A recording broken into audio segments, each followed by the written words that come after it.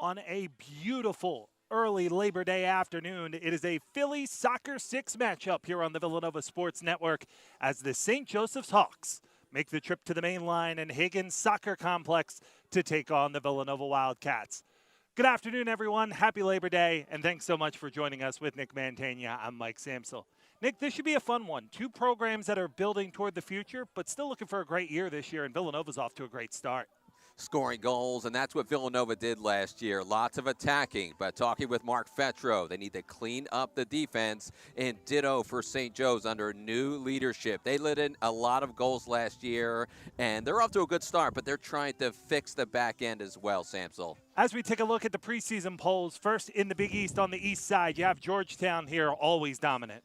They won their 6th Big East tournament title a season ago. Providence made the NCAA tournament like usual. Absolutely loaded on this side of the division. And in the Midwest, there you see Akron at the top, closely followed by Creighton. And as we move on to the A-10, a little bit more competitive in the A-10 preseason polls.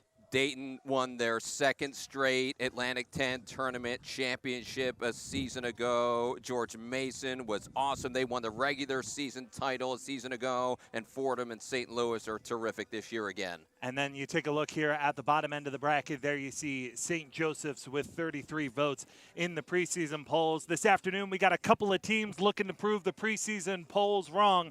It's a Soccer 6 matchup. It's St. Joseph's and Villanova. And it's coming up here on the Villanova Sports Network.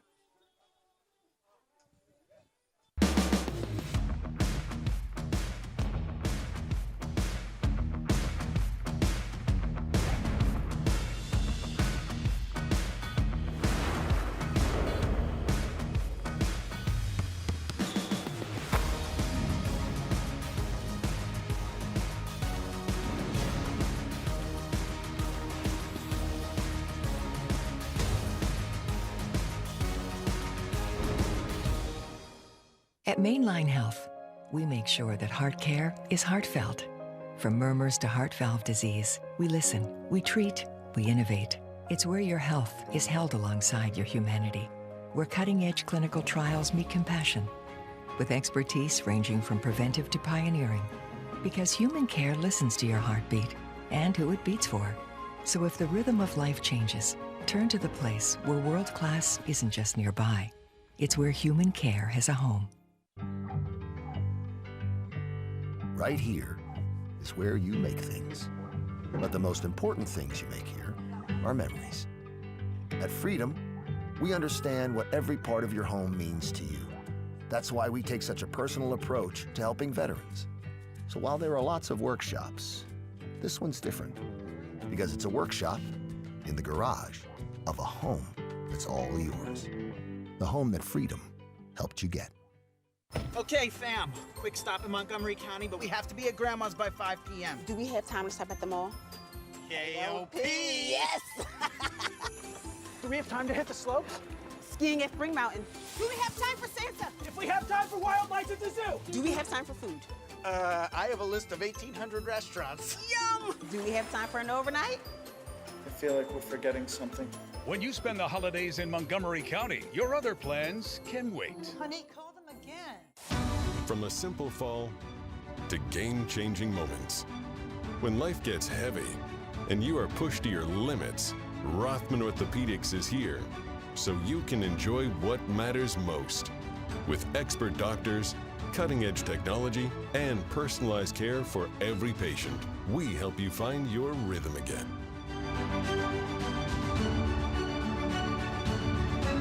Your mobility, our mission. Rothman Orthopedics. Doesn't that cloud look like a giraffe? Yeah. And that one looks like a weird bird. A puffin, like our insurance mascot.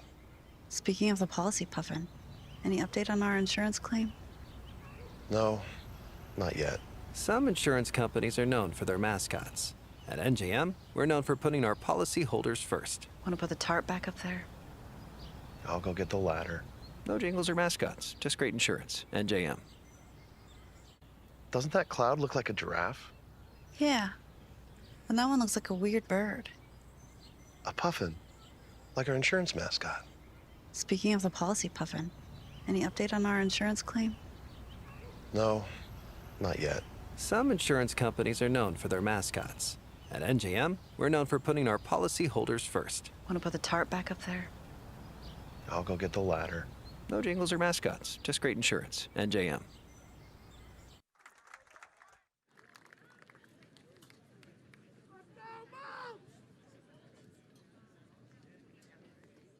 Soccer 6 matchup between Villanova and St. Joe's, and it's a new man behind the bench for the St. Joseph's Hawks in year number 1. Leading the program is Tim Mulqueen. After many years of Don D'Ambra, Tim Mulqueen, those might be the two best players the program's ever had. So they hired the right man in charge, and he has seen it all. Samsel, MLS, USL. He went to the final as an assistant coach with Rutgers back in 1990 on the men's side. It was great to chat with him the other day. He's a great soccer mind. Wonderful hire for the Hawks. Mark Fetro in year 2 building the Wildcats in his image. Running and gunning. That was their style last year, but as we said in the open, fixing the defense, off to a prodigious start, certainly. Starting goalkeepers in today's matchup. There you get a look at the St. Joseph's Hawks goalkeeper, Cooper Jennings. Had a rough day in the game against VMI, gets the nod between the pipes today. A little bit unlucky on 2 set-piece goals allowed as the Hawks had a 2-0 lead, but Mulqueen, he's a goalkeeper, true and true. That's the position he knows best, and a USC upstate transfer. He's a very smart, steady guy. Mark Fetro gives the nod today for the first time this season to Alex Yagudiev. And Yagudiev split time last year with Sebastian Cutler de Jesus, and Sebastian played the first 2 games. Expect to see a little bit more of Alex, who's a beautiful shot stopper. Just about set to get things going here at the Higgins Soccer Complex and Campolo Field. It'll be the Hawks in possession to get things underway on this Labor Day, and we thank you so much for making us part of your holiday on what is kind of an unseasonably cool, almost fall-like. It's fall weather, Samsel. It's time to not be hot anymore. And the big thing for the fans, it's a new turf this year here at Higgins Soccer Complex, installed in the spring. It's super soft and easy on the joints is the word. The ball's rolling smoothly. So far, rave reviews from the players and everybody in training. Good job that time to watch it out for Villanova and ensure that they'll get possession here on the turnover, as it'll be a goal kick so for Yagudiev. Playing a 3-5-2 system. They used to use it a bit under Coach Carlin a few years back. A lot of the alumni remember. But they've tinkered with their system through the years, even when Fetro was an assistant, and the players really like this. Finn Larson on the pressure. Puts a good through ball. Nyanka chasing after it. There'll be contact and a foul that'll go against Nyanka, and so St. Joe's will get a free kick. But Nyanka has really added a spark to this Nova lineup. So you scored goals last year without these 2 guys. Now you add 2 superb forwards in Finn Larson. Yanka called for the foul there. Ryder could not keep up with those 2 guys in the opening match. You saw it, Samsel, before that game was halted. Continued the next day. Boy, you have 2 speedsters up front now. T-Knights gets taken off of it on a good defensive play that time by Mazzata. Through ball unsuccessful, though. It'll be a throw-in for Villanova. You talked about Villanova with that 3-5-2. I really think the return of Luke Martelli this year allows them to play with that aggressive, forward-thinking wingback. It's the intangibles of Luke Martelli that brings this unit together. They were playing last year, another season with just 1 win without their captain on the field. Having him back this year, not just his goal scoring and his defense, his intangibles he brings to the team. Haggerty through the midfield, gives to the aforementioned Martelli, looking for the cross in, man there, but it's headed away and out of danger. And able to clear this one away. Out of danger for a throw-in will be Tando, who concedes the throw-in. Lorenzo Avalos, one of the center backs, didn't play get the start in the first match, Samsel, but played the following day against Ryder, then started against Iona. Avalos and Martelli are the 2 leaders of the team, the 2 voices of this squad. Hopeful ball through, finds Nyanka on the right, giving chase. Good industry there by Haggerty, but a little too heavy on the touch, and he'll concede the throw to the Hawks. Just thinking that you won just 1 match, either each of the last 2 years, Samsel, and already off to a flying start in that opening day win against Ryder. A good team they beat, scoring 5 goals. Yeah, that was a really impressive start for for Villanova, excuse me. And then coming in to the draw against Iona on Thursday, 1-1. That one finished level. Yeah, a bit unlucky for both sides a few days ago. It was a wacky goal conceded by Iona, slipped through the goalkeeper's hands. And same deal with Cooper Jennings, 2 balls that slipped through his hands when VMI had 2 set-piece goals in their last match, Samsel. So talking with Coach Mulqueen, Coach Vetro, just a little bit of wackiness over the last week with some of these goals allowed. Easy to clean up. Foul on the throw-in is going to be whistled against Perez Gasiba, and so Nova will get the free kick and take it quickly and short.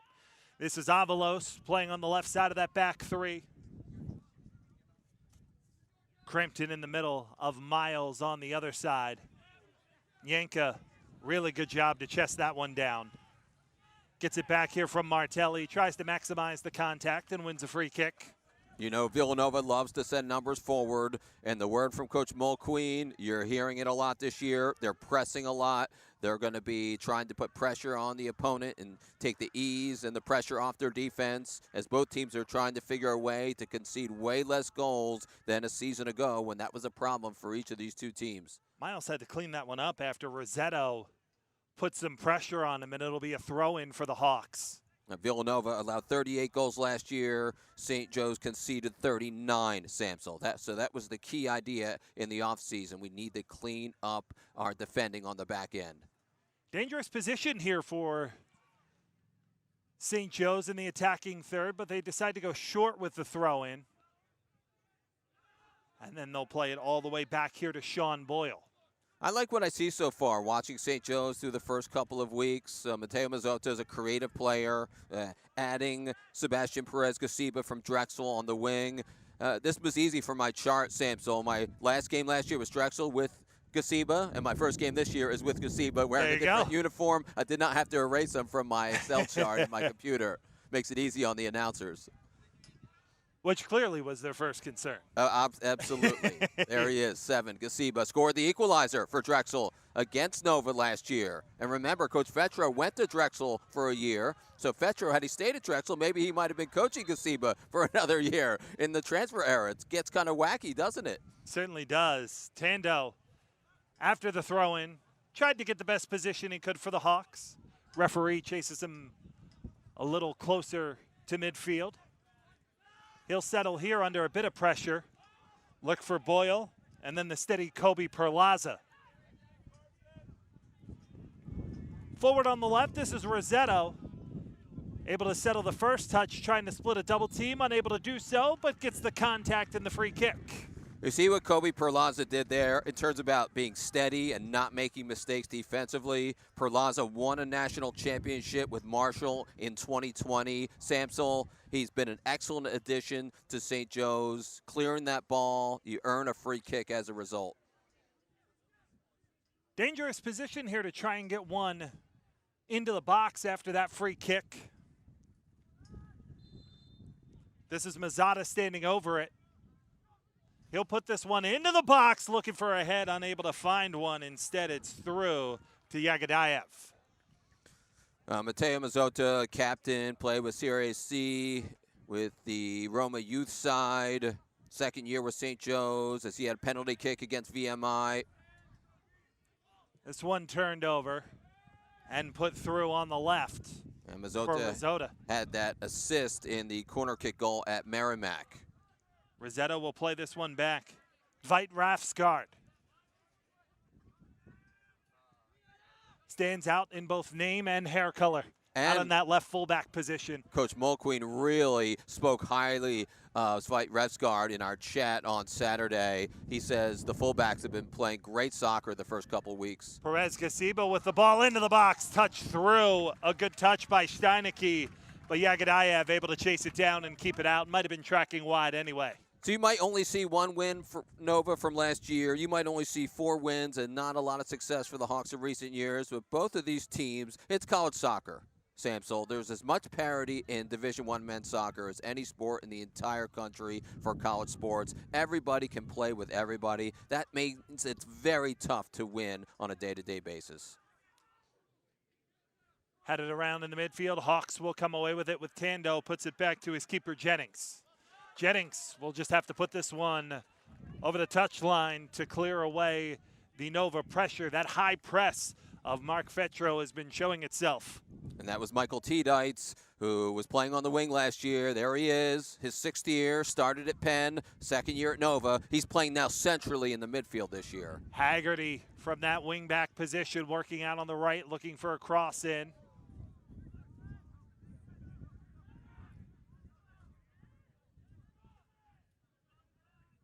Is going to put this one onto the right foot of Vasquez, bounces around and cleared away.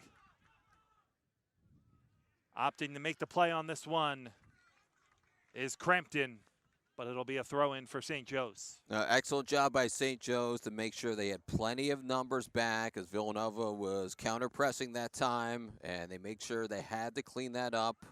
Remember, St. Joe's allowed 2 tough set-piece goals against VMI, as they could have easily won that match had they just defended those a little bit better. Tando, after a nifty ball through from Perez Gasiba, trying to play a 2-man game, but again, the press from Villanova forces a turnover, and it's Miles. Haggerty puts this ball through. Yanka hoping to run onto it, but he's cut off really nicely by Perlaza. Contact to the midfield. That's going to be a painful one for the Hawks. We're going to see a yellow card displayed as well here, as picking up the first yellow of the day for Villanova. I believe that's Tedites. Both guys run in at the same time. Look to be 50-50 in terms of the timing. But you see St. Joe's, there's Glenn Lala, the captain, out of Northern Italy, played with Serie D, graduate kid, plays in the number 6 role. So he's an older guy playing the 6. His name is Glenn, and Villanova's freshman, number 6, is a rookie named Gleb. So both guys playing the same positions, have similar sounding first names. See the cleats just left in there a little bit by Tedites. Nothing malicious behind it. A little Trying bit to win surprising. the ball, but little surprising on the card this early. off the free kick, St. Joe's elects to go short and play back to their keeper, Jennings. These two conferences are terrific, as we said in the open, Samsel. The A-10 is loaded. Look what UMass did last year. Maybe it's a break for everybody because UMass has gone to the Summit League. Remember, they switched conferences to the Mid-American Conference for football. So UMass is no longer in the A-10 for men's soccer. Foul in the midfield will concede another free kick as Luke Johnson, the offended party. UMass made the quarters last year. Dayton made the round of 16. 4 teams from the A-10 made the NCAA tournament last year, Samsel, which means it's a terrific league with tons of talent back. I think Fordham might be the best team this year, but obviously Dayton is the heavy pick. And look at George Mason. They just walloped Virginia 4-0 over this past week. Jennings. Larson puts a little pressure on him, and that forces Jennings looking for it to fight Rafsgaard. Finds him before it goes over touch. But again, Veit Rafsgaard under pressure, and now it is put out of touch by Jennings. Nova will get the throw in. So look what you're seeing so far. Both teams are pressing very heavily, plus the wind in this field, it's always swirling, which means it's a lot of pressure on the keepers. They have to react swiftly. So you see there, quick clearance by Jennings, and the wind took it wayward. Forward is Crampton. He's kind of a specialist here at the long throw-in for Villanova, looking to get this one in the box where they have a huge advantage with some of that size, led by Finn Larson, Zach Miles, both of them over 6'3". Here's the throw against the wind into the box, headed down and cleared away by Dwight Rafsgaard. Nicely tidied by St. Joe's. He said both, oh, this is nearly trouble. Haggerty nearly made a meal of that one, but able to recover. Under pressure is Tando, and he'll play it over to Perlaza. Lala. Cassidy Tando, one of their fullbacks that Coach Mulqueen was talking about, off to a good start this year. His smart play on one side and Svet Refsgaard on the other side, doing a terrific job this year talking with Mulqueen. Yanka concedes the foul. This one forward on the left. Rossetto running after it. Puts it into the box, but only there is Bogdanov, who will clear it away and give another opportunity for Perlaza to set up the attack. Boyle plays aside for Tando. Lala gives to Boyle again. St. Joe's has kind of controlled the early possession in this one.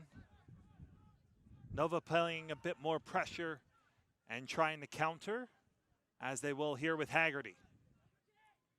Hopeful ball through on the right, giving chase to it. Are we going to see a foul there? We will not, as it rolled through, and Jennings will give it back to the Hawks. What kind of game will it be if you look at the official? We've already seen one yellow card. Will we see more fouls, less fouls? Coach Mulqueen said it's Villanova St. Joe's, so it might get physical. I was looking at some of the old box scores when these teams played. One year there were 3 red cards, but they don't play every year. So there is history with these two sides, and I've seen them play against each other plenty of times. There's been a lot of doubles scored by Villanova's guys. Some multi-goal games by Villanova players. Lucas Hodges, 2 goals in 2017. That was the last time these teams met. Under some pressure, Jennings had to just clear that one away. T-Dites gives chase. Won't win it. Avalos will. Martelli gives to Avalos. Forward on the left, but nobody there.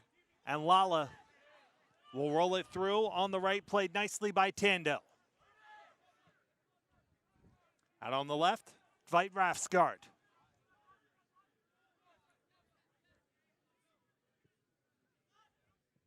This is Tando again.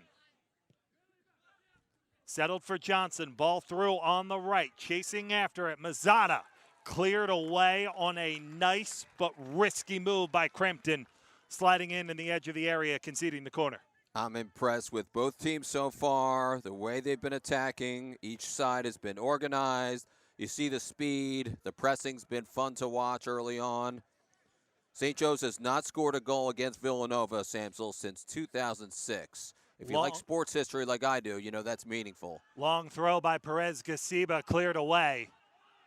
It'll settle at Veit Rafsgaard, who plays it out on the left. Giving chase to keep it alive, Rossetto. Referee plays advantage into the box, headed away. T-Dites unable to win the race, instead it's Tando. Lala out on the left. Rossetto again. Rolls it forward. Mazzata forward into the box from that midfield position. Veit Rafsgaard. It will be a throw-in, and it will go Villanova's way after some really good defending by Haggerty. Knocked it out off of Veit Rafsgaard.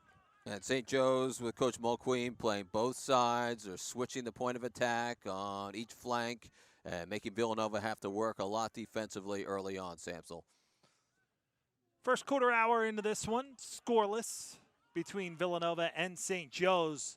Martelli with a better ball would have had an acre of space to run into. He does keep it in, but Tando's going to win the race under some pressure from T-Dites. Back to his keeper, Jennings, who puts it back into the midfield.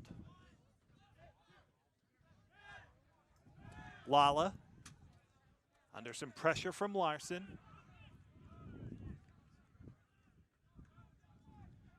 Trekking back Rossetto, and they'll give it back to Perlaza.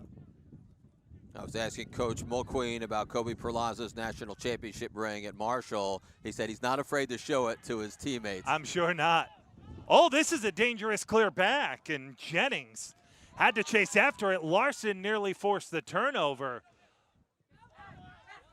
A bit of trouble there from St. Joe's, and then they put it out of bounds themselves as playing it out was Tando. It'll be a throw-in for Villanova. And that's how Villanova got their goal against Iona on Thursday. The goalkeeper for Iona missed it, and it went and dribbled into their goal.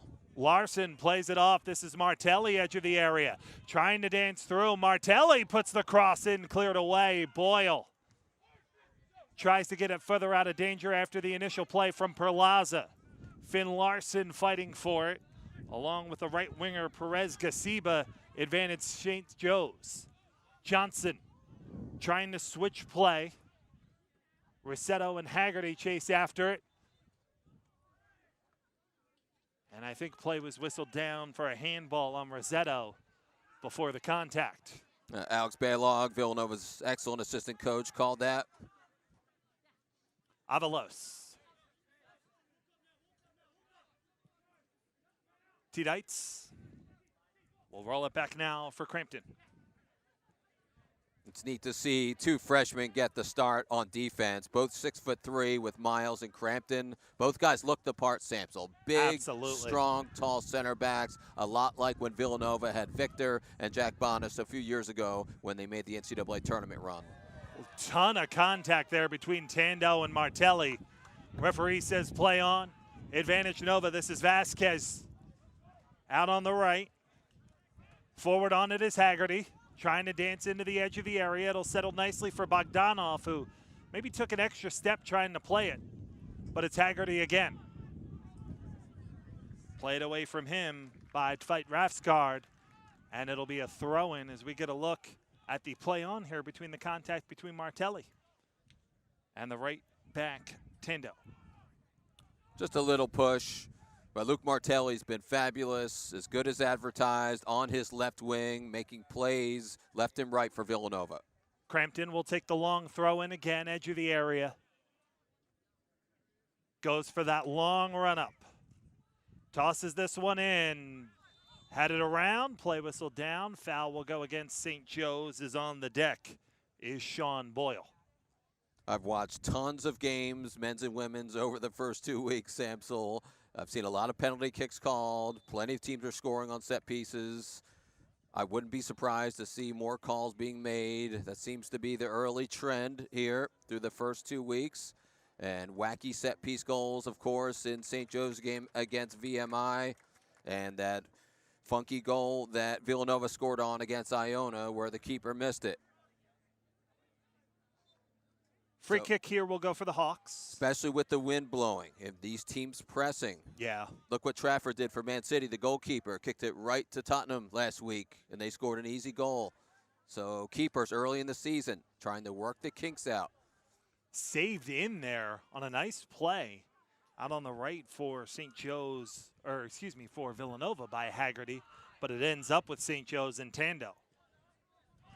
Yeah, expect St. Joe's to make a big turnaround this year. I think they're poised for a big season. This is a good group they have. Tveit Rafsgaard. Tando alone here on the right, calling for the ball and gets it. Plays it back to Boyle. And now Perlaza. Yeah, Boyle's getting the start the last 2 matches because Diego Avilar went down after the first game. So Coach Mulqueen said it's Boyle's job now as a center back. Yagadayev has to concede the throw-in for St. Joe's in the attacking third. As we hit the 21st minute here on the main line, we remain scoreless. And Samsel, sometimes your conference schedule, you get a break. Even though you want to play the good teams, St. Joe's will not play Fordham this year. They won't play VCU. They won't play St. Louis. So maybe they get some conference wins in there because they don't have to play the top flight. Long throw-in is sent back toward Perez Gasiba, who will settle it with a one-touch, create some space, puts it into the area, headed right back out of it by Miles. And this one's going to make its way all the way back to Jennings. Yeah, it's a new season, new coach, 17 new players for St. Joe's. Yeah. I think there's a lot to like for this season. I agree. Tando here on the right. And they've really kind of dominated possession in the first 20 minutes of this game as well. Yeah, they deserve to beat VMI. They were the better team in that match. They had the lead. Long run out on the wing for Rossetto. And now spinning free, Perez Gasiba, edge of the area and off the outside of the net. Perez Gasiba scored with Drexel here at Villanova late last year. Now early this year is wearing a different uniform, and he almost scored here on this same pitch again. Yagadayev to take the goal kick after this dangerous opportunity. And Perez Gasiba is playing on the right-hand side, but that time was attacking from the left. Martelli all alone out here on the left. We'll see if Yagadayev spots him. He does not. Instead puts it into the middle where Tando throws it back into the mixer. Advantage St. Joe's as it's Boyle to Tando. Lala. Perez Gasiba. And now worked back to Boyle. It's been a lot of possession for St. Joe's, but I don't know if it's necessarily been a lot of dangerous possession. I'm a big possession guy myself, Samsel. I just think it puts more stress on a defense. So Villanova's had to work a lot defensively. Rosetto into the area, finds Steinecke and a brilliant save. Diving across was Yagadayev to make sure it stayed out. And Oscar Steinecke is a very pesky forward, and Alex Yagadayev had to be in the right spot at the right time there. Yanka fighting for position with Perlaza, and Perlaza won it after the replay that we see there, the save by Yagadayev. Rosetto plays it forward, chasing after it, but offsides was Mazzotta. Now Mazzotta's been a handful to deal with if you're Villanova. Is playing as a central midfielder. He's running box to box, running in the middle of the field, making plays. And the same with Glenn Lala, the captain, the number 6 player. Those two have been pivotal for the Hawks early on. Yeah, sometimes when you see those two holding midfielders, sometimes they could have competing skill sets, if you will. But Lala is much more stay home. Mazzotta a bit more creative, and as you said, that kind of box-to-box midfielder, which really gives the Hawks some strength in the middle of the pitch. Speaking of strength on the pitch, on the wing, this is Martelli looking for a through ball. That's cleared away. And Perez Gasiba has a bit of space to run into with Tidich chasing. Steinecke, unfamiliar in his own half of the field, now gets forward as it's worked out on the left, and Rosetto.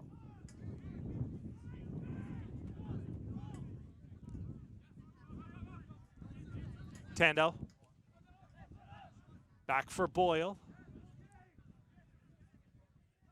You really need two strikers that are going to give you a ton of work defensively, and Villanova has that in Larson and Yanka. Those defenders can't just settle in possession and wait for something to open up. Those guys are going to put pressure. And talking with Coach Fetro in the preseason in his office, he feels like these are the best 2 number 9s they've had since Aaron Dennis a decade ago. Now, when they had Lion McKinnon, who's killing it at the professional level, the Lion was more of a winger, right? Having true 9s up top. Really, and you have 2 of them now with Larson and Yanka, who was blocked by an All-American player at West Virginia. So Yanka wasn't going to get the playing time. He wanted a fresh start in playing time, and that's why he's here at Villanova. Perez Gasiba back for Boyle, and now Perlaza. And Finn Larson's story is so cool. You can read about it on Villanova's website, talking with Fetro. Came to the States for high school in Indianapolis, trained with the Indy 11, the pro team, was a student at Indy last year. So a lot of Indianapolis ties for Finn Larson, and now a sophomore at Villanova. That penalty kick he had, Finn Larson, against Ryder. You Just had the cool call, as you like. Yeah. And the goalkeeper read it right, and Larson still nailed it. That was beautifully done by the keeper and the taker, and that was the first match of the season. Yanka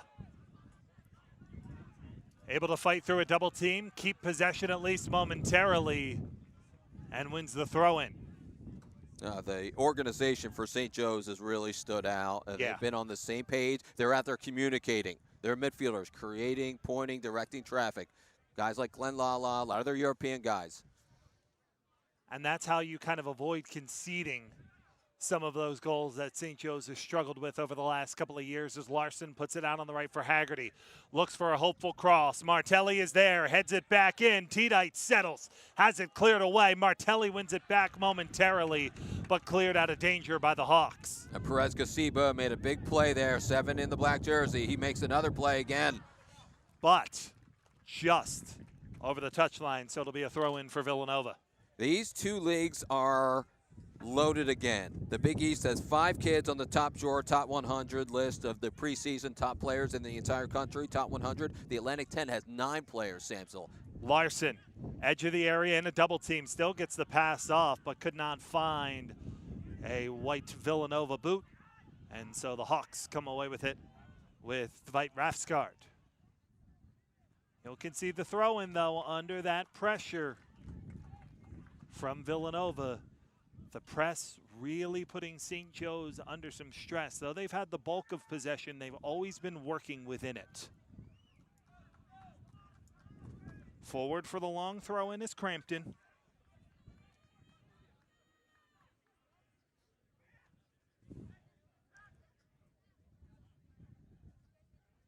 .27.5 gone first half. Crampton, long throw into the box, headed around.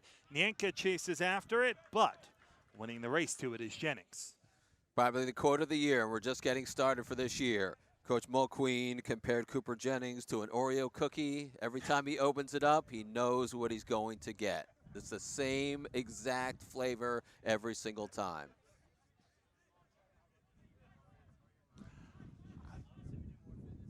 Certainly got a better quote than I had to follow it up with. And if there's a person that knows goalkeepers, it's Tim Mulqueen. He's worked with the highest of keepers in the entire world. Here's Haggerty forward on the right. Chance to get numbers forward for St. Joe's, but Haggerty a little too heavy on the touch. You see him kind of smack his hands there in frustration as Nova had numbers to their advantage, maybe for the first time in the box today. Yeah, St. Joe's has had the possession. They've made Villanova have to work. Cooper Jennings, 3 seasons at USC Upstate. He's from outside the Myrtle Beach area.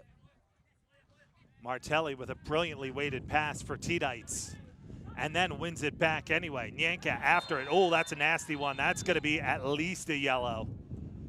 Card comes out immediately. This will be against the Hawks. Honestly, a bit lucky that that's only a yellow because of the attempt to play the ball, but the yellow shown. That's Kobe Cooper Laza, who came right through the back of Nienke. He's played at Wright State and won his national championship at Marshall in 2020. Has the big championship ring, talking with Coach Mulqueen. And that's definitely a card.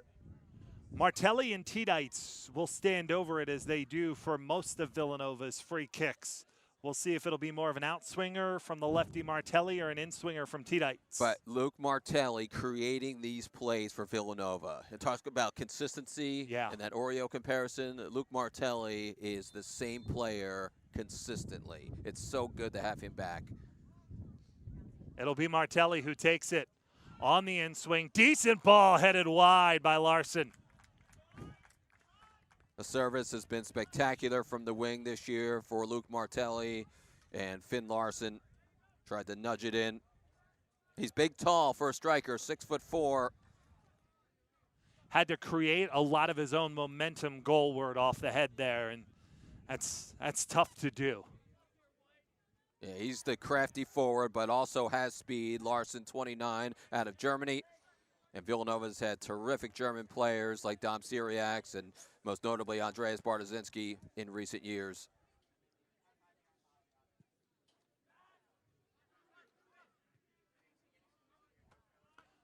Vasquez is fouled, winning the free kick for Nova. No card will be shown to Dwight Rafsgaard. And now Villanova's starting to pile up set pieces. And, of course, that's how VMI scored both goals against St. Joe's in their last match. So talking with Coach Mulqueen, he said, Nick, we have to defend our set pieces obviously a lot better. Frankly, there were just some unlucky bouncing balls, but he knows they have to make the clearances in the box. Martelli, center of the pitch, will stand over this one. As we move into the 31st minute, we remain scoreless. Nova still looking for their first shot on goal. This one headed toward the middle. Cleared away momentarily, put back in. Play going to be whistled down as that first touch from Villanova was offside. Vasquez out on the right. Yeah, just as Vasquez had his touch, Cooper Jennings, the goalkeeper, thought offsides, and the alternate official on the touchline said it as well. So it'll be Cooper Jennings. And we know Villanova's had quality. I think just like St. Joe's, a new start, same deal with Villanova. People only see wins and losses, but the soccer was great for Fetro last year. This team is poised for another big season. It's a tough conference with the Big East, we all know that. But a couple seasons ago, just not too far ago, Villanova beat Vermont in the NCAA tournament. That's a tough one there from Cooper Jennings, who just put it out of play. Tveit Rafsgaard tried to save it, but was unable to. And Mulqueen over on the bench just kind of threw his hands in the air. And we talk about, hey, what gives? And we talk about parity in men's soccer. Well, look what Vermont did last year, winning the national title. And Vermont plays Georgetown today in what should be a thrilling matchup. Yanka, good weighted ball through on the right, chasing after it, looking for the cross. Instead, looking for the nifty footwork. Vasquez unable to do it. He and Tveit Rafsgaard fight for position. Haggerty with the cross into the box. Dangerous to come out, but decisive by Jennings. Wins it before Martelli can get there. Yeah, I've watched some matches this year. We talked about goalkeeper play, just trying to get your timing down because it's still early in the season, coming off your line and timing it well, where I've seen plenty of crosses and goals scored on set pieces and corner kicks in men's and women's soccer to start this year, where goalkeepers that just haven't had their timing down. This will be a throw-in for St. Joe's. And we'll see changes coming up for each team. First change looks like Luke Johnson, number 11, is going to come off for St. Joe's. Villanova will have Cello Mazzola coming off his injury. There's number 7. And Matthew Clan, the freshman out of FC United in Chicago.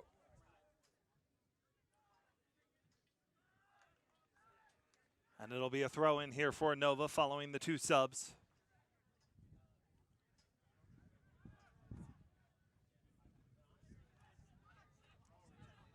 Yagadayev looking for a window to Martelli. And that one won in the air nicely by Tando. Avalos keeps it alive momentarily and clearing it away. Aldo Hernandez, one of the new players on for the Hawks, playing the right here for Perez Casiba.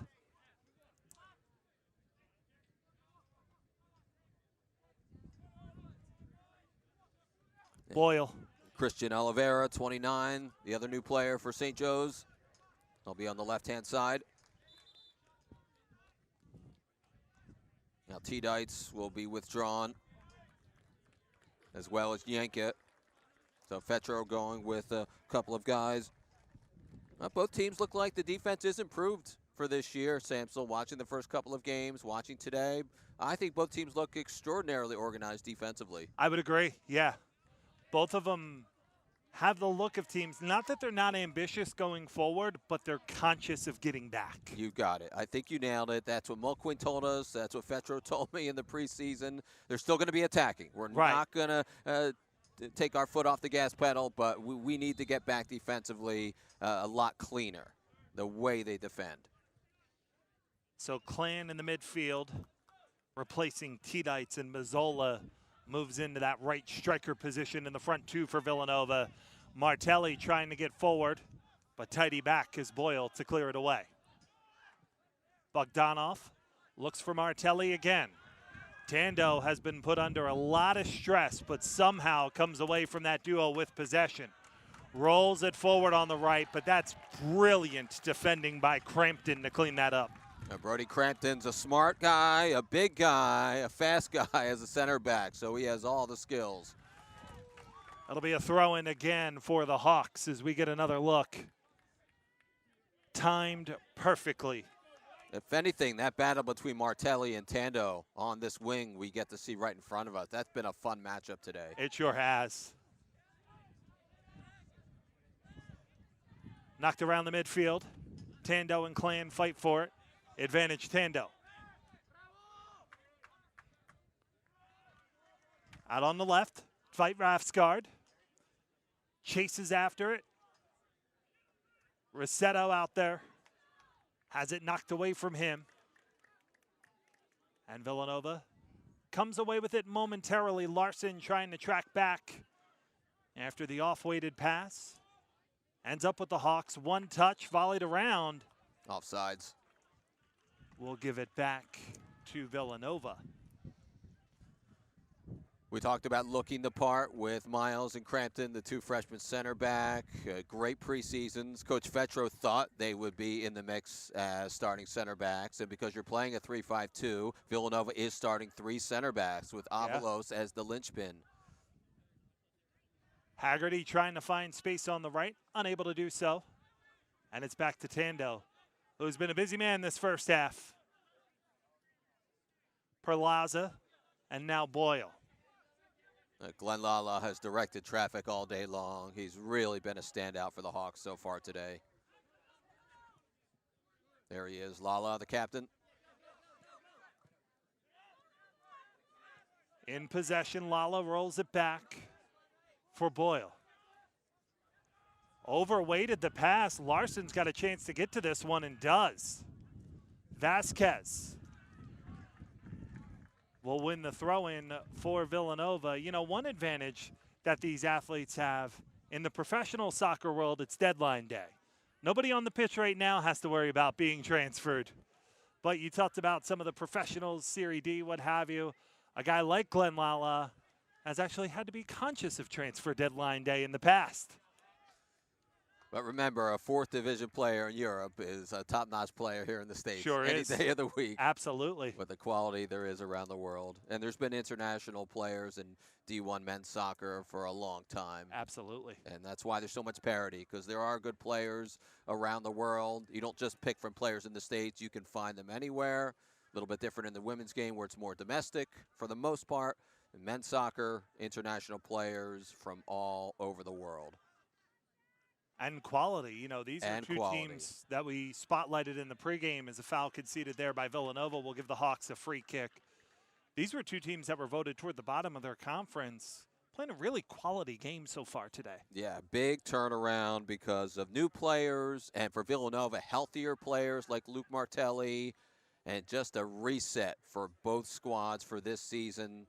I think they're poised for big years. As we talked about, I think the schedule lines up very well for St. Joe's. They don't have to play some of those top teams in the Atlantic 10. And for Villanova, I think they'll play the underdog card very well.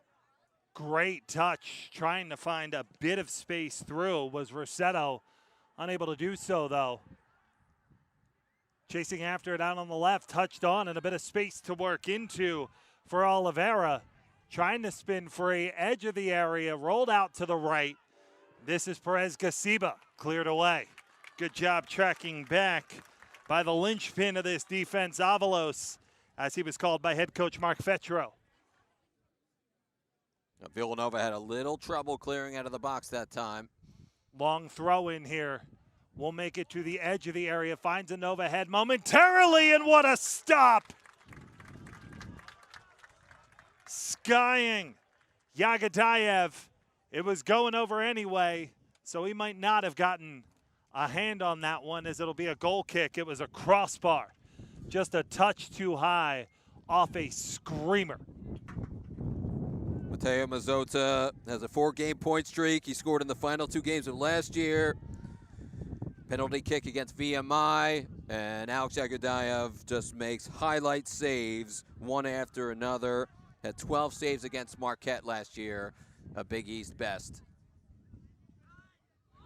That's a game Villanova should have won. Villanova had the lead late at St. John's last year. They had the lead against Georgetown here at home when I did that game in the 80th minute.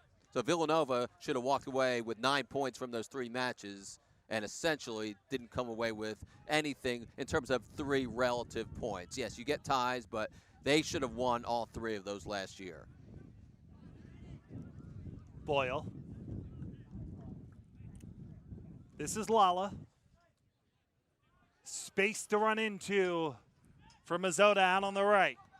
Perez Gasiba goes with the left, gets blocked. Fight Rafsgard, keeps it alive momentarily before the foul is conceded by Hernandez. Mateo Mazzotta has been a star. We saw that shot just a moment ago. He and Glenn Lala centrally in the midfield. Mike Samsel, they've been terrific to watch today. They have been. There are good players everywhere. You get a new, fresh vibe with a new coaching staff with Tim Mulqueen, who was a goalkeeper at St. Joe's in the 1980s. He knows St. Joe's as well as anybody.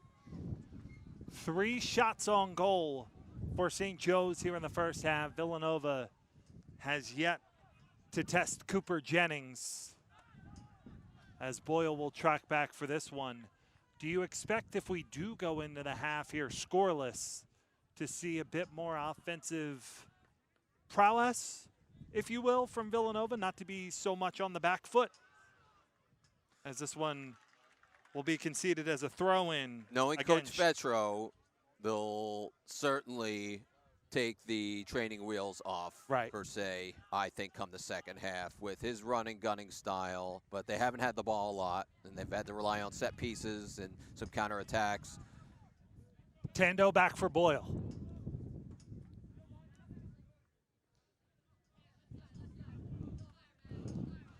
Boyle and Perlaza trade possession as we move into the 43rd minute.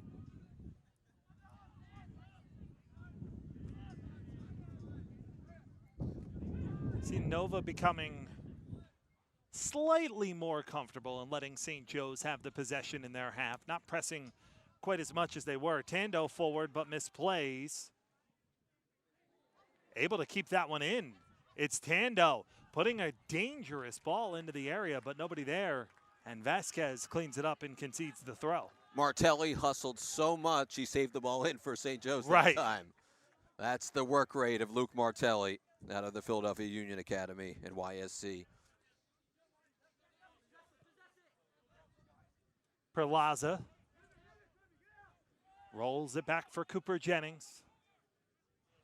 Larson showing a bit of token pressure as Jennings puts it forward on the right.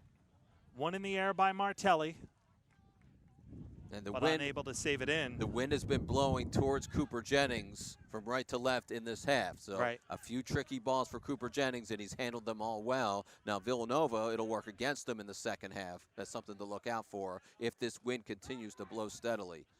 Lala puts it forward and able to win.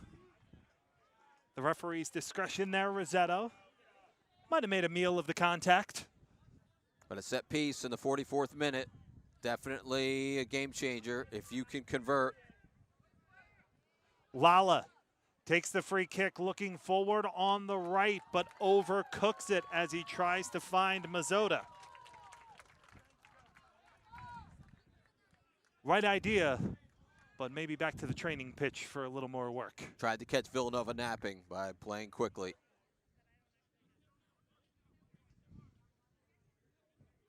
Alex Yagudayev had 10 saves in that St. John's game last year. One of those fixtures Villanova should have won. They had the lead late in the game, and St. John's came back on them.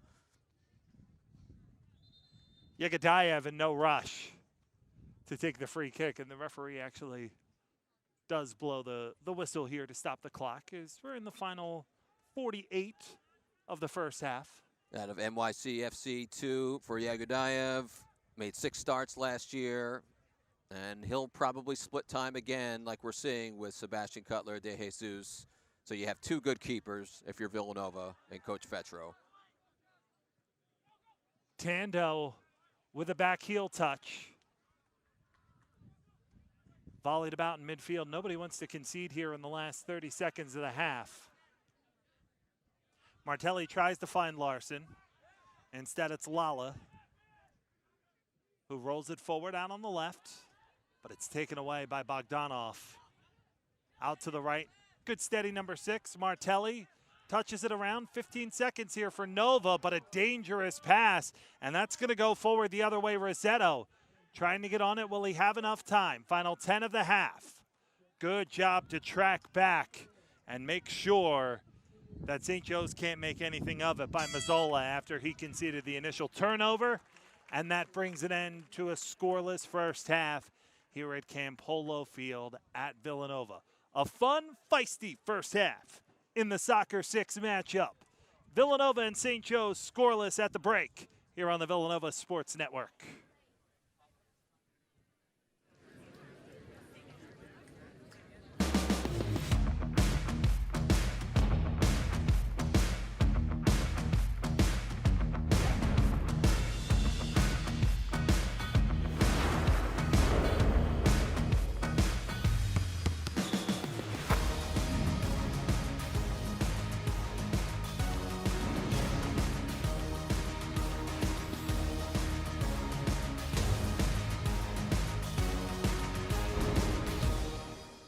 At Mainline Health, we make sure that heart care is heartfelt.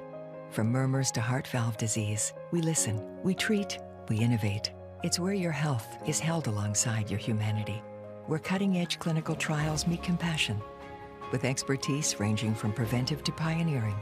Because human care listens to your heartbeat and who it beats for. So if the rhythm of life changes, turn to the place where world-class isn't just nearby. It's where human care has a home.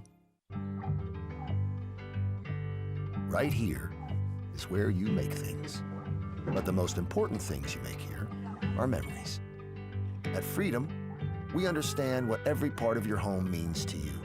That's why we take such a personal approach to helping veterans. So while there are lots of workshops, this one's different.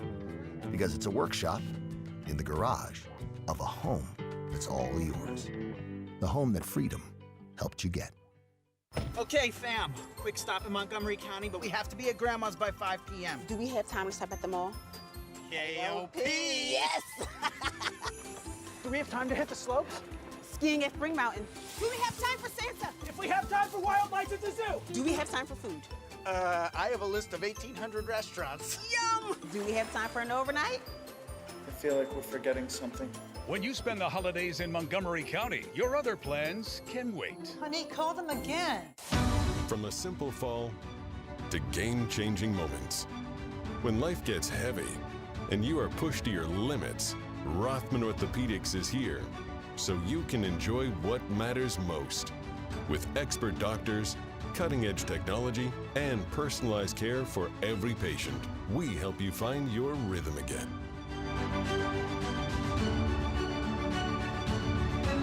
Your mobility, our mission. Rothman Orthopedics. Great crowd on Labor Day for St. Joe's and Villanova, both unbeaten to start this year. As we'll look at the stats for the first half, more possession certainly for St. Joe's. They had 60% possession as we just got the analytics, and just 40% for Nova. St. Joe's certainly controlled the ball. More set pieces for Villanova, and you see not much action, but Yagadayev making that great save towards the late stretches of the second half, as this is the third Big East A-10 tilt we have in the opening weeks, with Providence and Rhode Island playing tonight, plus St. Louis beat Seton Hall in the opening week. So it's Villanova, St. Joe's, scoreless. The Hawks haven't scored against Villanova since 2006. Will we see more chances? We'll find out on the other side of the break.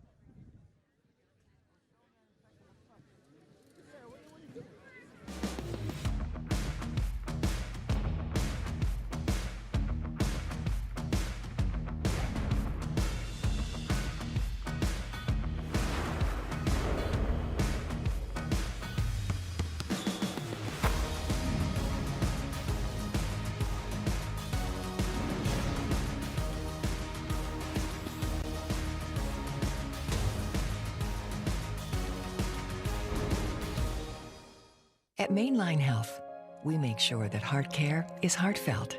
From murmurs to heart valve disease, we listen, we treat, we innovate. It's where your health is held alongside your humanity, where cutting-edge clinical trials meet compassion, with expertise ranging from preventive to pioneering. Because human care listens to your heartbeat and who it beats for. So if the rhythm of life changes, turn to the place where world class isn't just nearby. It's where human care has a home. Right here is where you make things. But the most important things you make here are memories. At Freedom, we understand what every part of your home means to you. That's why we take such a personal approach to helping veterans. So while there are lots of workshops, this one's different because it's a workshop in the garage of a home that's all yours. The home that Freedom helped you get. Okay, fam. Quick stop in Montgomery County, but we have to be at Grandma's by 5 p.m. Do we have time to stop at the mall? K.O.P. Yes! Do we have time to hit the slopes? Skiing at Spring Mountain. Do we have time for Santa? If we have time for wildlife at the zoo. Do we have time for food? I have a list of 1,800 restaurants. Yum! Do we have time for an overnight? I feel like we're forgetting something. When you spend the holidays in Montgomery County, your other plans can wait. Honey, call them again. From a simple fall to game-changing moments. When life gets heavy and you are pushed to your limits, Rothman Orthopedics is here so you can enjoy what matters most. With expert doctors, cutting-edge technology, and personalized care for every patient, we help you find your rhythm again.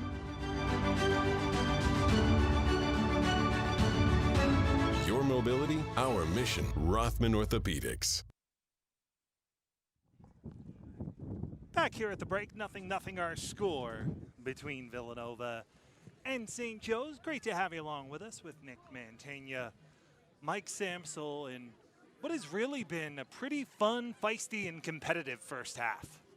We just talked about the possession for St. Joe's and quite decisively, and just a few chances, and the set pieces for Villanova. If they don't have the ball, they might have to hit on a set piece, Samsel.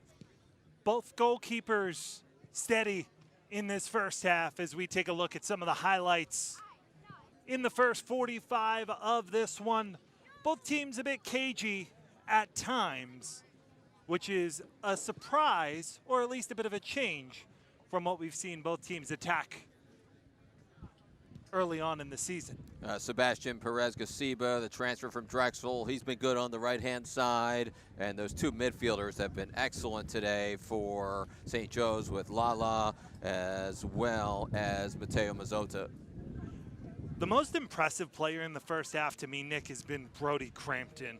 Coming forward on some of those throws, and as we'll see through the package here, he's made a couple of brilliant tackles as well. Number 26 in white, the freshman.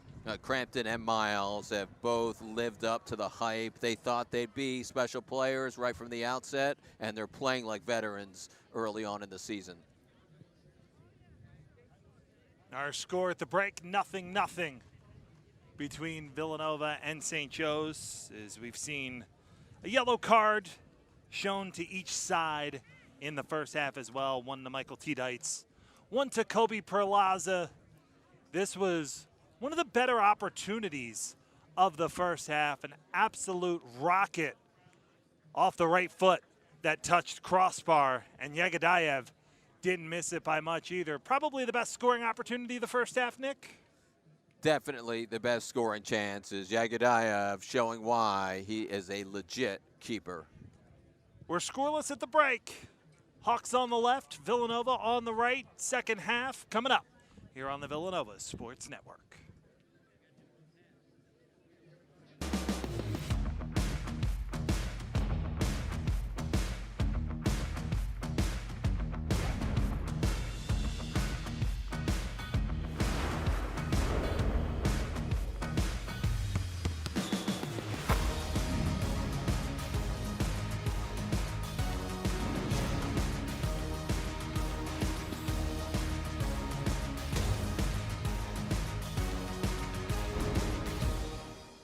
At Mainline Health, we make sure that heart care is heartfelt. From murmurs to heart valve disease, we listen, we treat, we innovate. It's where your health is held alongside your humanity, where cutting-edge clinical trials meet compassion, with expertise ranging from preventive to pioneering. Because human care listens to your heartbeat and who it beats for. So if the rhythm of life changes, turn to the place where world class isn't just nearby. It's where human care has a home. Right here is where you make things. But the most important things you make here are memories. At Freedom, we understand what every part of your home means to you. That's why we take such a personal approach to helping veterans. So while there are lots of workshops, this one's different because it's a workshop in the garage of a home that's all yours. The home that Freedom helped you get. Okay, fam. Quick stop in Montgomery County, but we have to be at Grandma's by 5 p.m. Do we have time to stop at the mall? K.O.P. Yes! Do we have time to hit the slopes? Skiing at Spring Mountain. Do we have time for Santa? If we have time for wildlife at the zoo. Do we have time for food? I have a list of 1,800 restaurants. Yum! Do we have time for an overnight? I feel like we're forgetting something. When you spend the holidays in Montgomery County, your other plans can wait. Honey, call them again.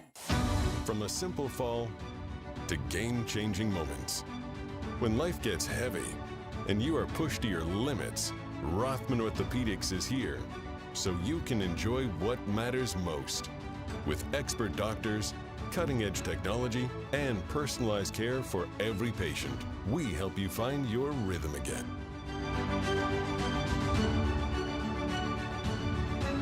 Your mobility, our mission. Rothman Orthopedics.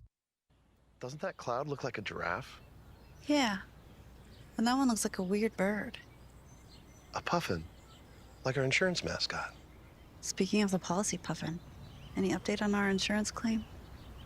No, not yet. Some insurance companies are known for their mascots. At NJM, we're known for putting our policyholders first. Want to put the tarp back up there? I'll go get the ladder. No jingles or mascots, just great insurance. NJM. Doesn't that cloud look like a giraffe? Yeah. And that one looks like a weird bird. A puffin, like our insurance mascot. Speaking of the policy puffin, any update on our insurance claim? No, not yet. Some insurance companies are known for their mascots. At NJM, we're known for putting our policyholders first. Want to put the tarp back up there? I'll go get the ladder. No jingles or mascots, just great insurance. NJM. Scoreless in the first half between St. Joseph's and Villanova with Nick Mantegna, Mike Samsel. Great to have you along with us as Villanova looking to get win number 2 on the season in what is a crowded Big East schedule. So Vermont, of course, winning the national title last year, first ever national title for that school, for that entire conference as well, Samsel. So that'll be a big one today against Georgetown, who just beat Pitt last week. Butler lost Palmer Alt, their terrific forward in the offseason, to Indiana, but they have plenty of talent back.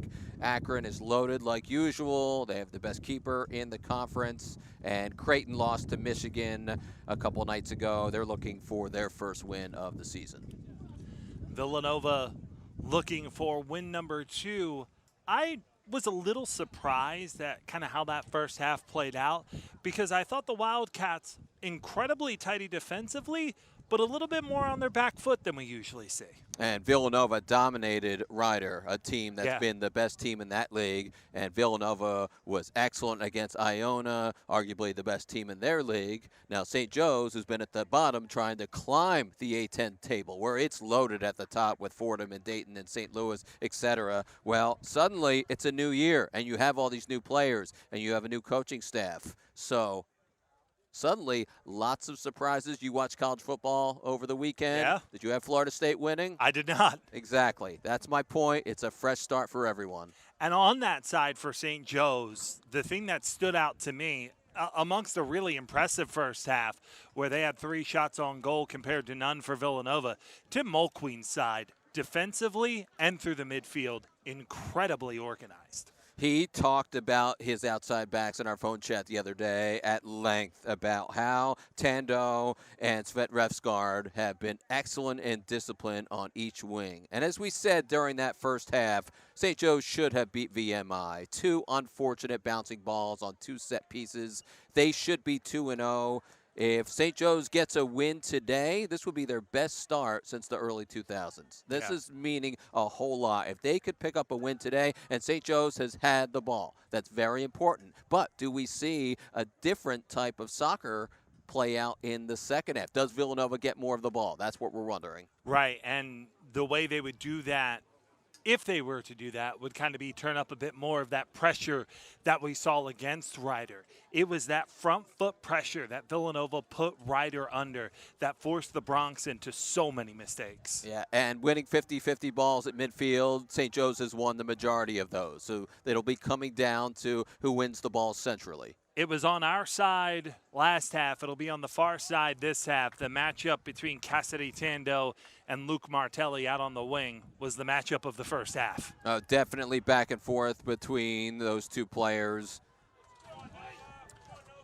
We'll see what changes we get for the second half as well. Looks like one here on the near side is Jasper Zolman is going to be playing that right wing back position for Luke Haggerty. We'll see what other changes present themselves through the half. Cam Tolson, who looked great in the first match. Tolson's out today, so suddenly you have some options to play with if you're Coach Fetro. T-Dight's back out there. Zarister looks to be in the number 6 position. Yep, having Misha Zarester in there, back and capable and healthy at midfield. That'll help Villanova.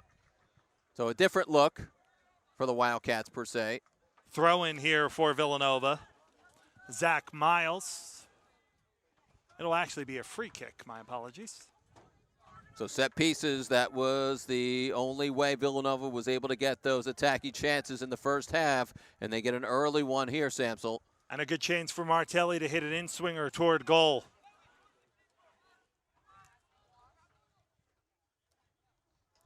Martelli directing where he wants his Wildcats to be when his left foot strikes.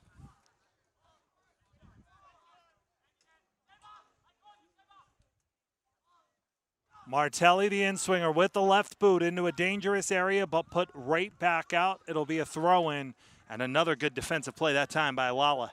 Talking with Mark Fetro yesterday, Samsel, he said St. Joe's does a lot of man marking all over the pitch, especially on set pieces, even on a just pure run-of-play attacking opportunities.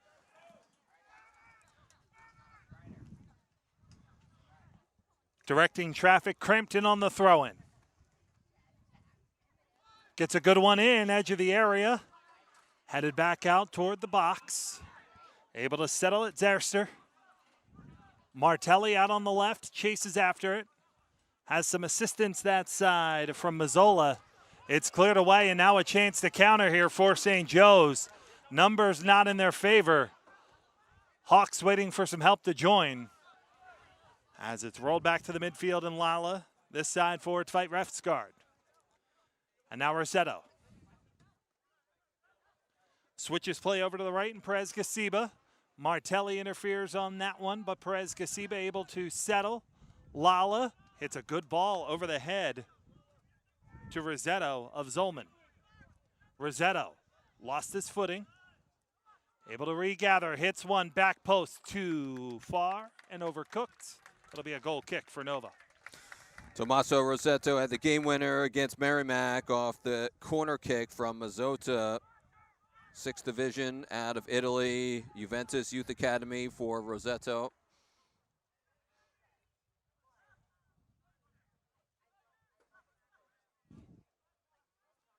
Battle forward in the midfield. Villanova showing a bit more pressure, and they do concede a throw in here. Hawks now attacking the goal to our left.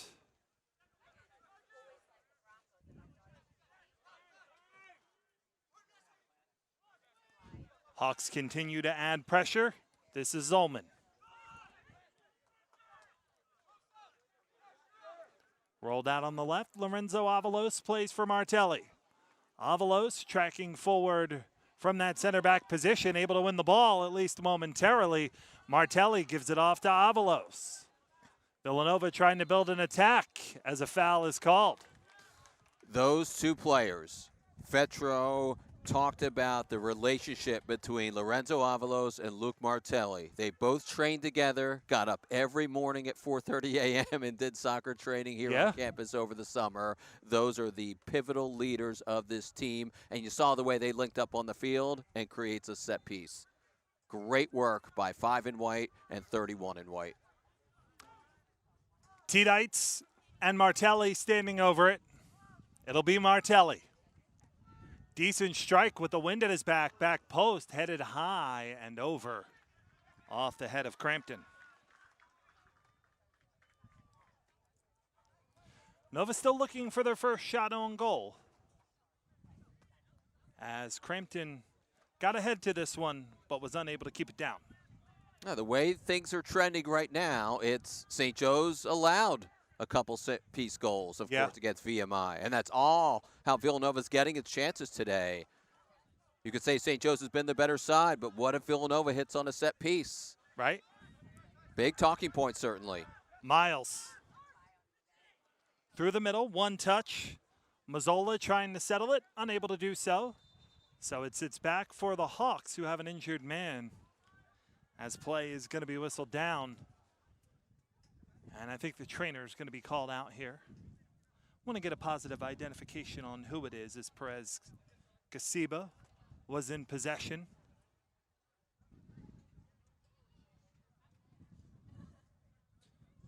Tando over to check on his falling teammate, the captain, Glenn Lala.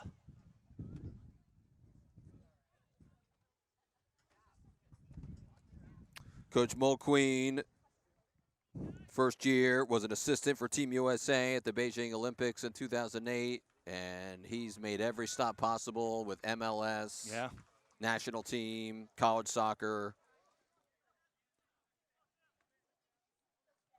Watch Lala here, kind of caught that one in the nose, which certainly doesn't feel very good. Rossetto on the left, trying to give chase. Will get a touch to keep it in. Rossetto looking for the cross that is blocked down absolutely beautifully by Zolman. Zweit Refsgaard. Perlaza will give to Boyle. Villanova keeping that shape defensively with the back five. Wingbacks a little bit deeper when the Hawks are in possession. Zweit Refsgaard. That's the thing, when you have that possession, but that back five is settled in, there are no passing lanes whatsoever.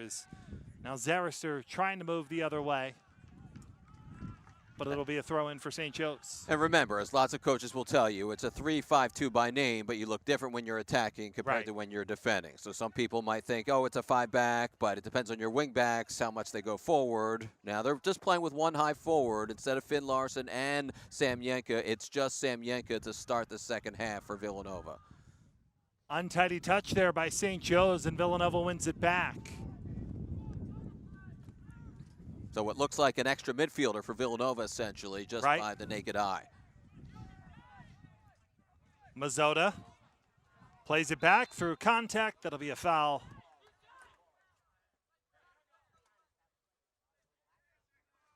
The collision there with Kobe Perlaza drew the foul.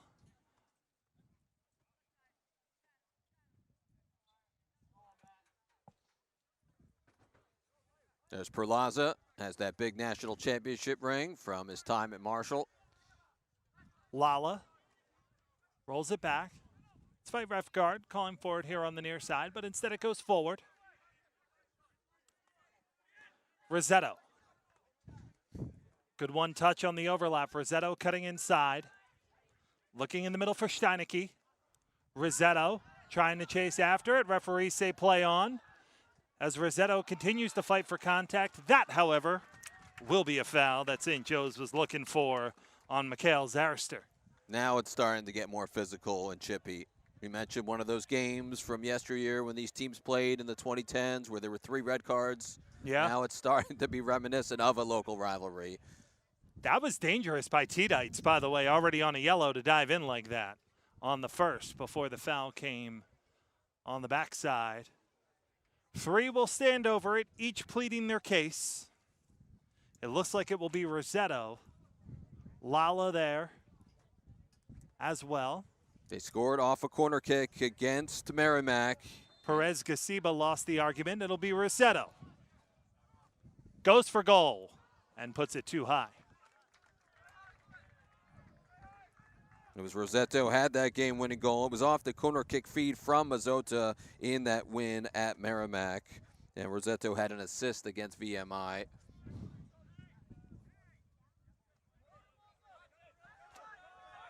Decent strike here. They haven't had many set pieces today, the Hawks. Villanova's had more of the restart opportunities. Chance for numbers here for Villanova as Tidites runs into open space looking for Martelli with a good ball out on the left. Martelli puts it into the box, blocked down by Tando, but Villanova wins the corner. Martelli, Tando, take two here in the second half, Samsel. Those two guys have been running with one another all day long. Martelli will take the outswinging corner from the left.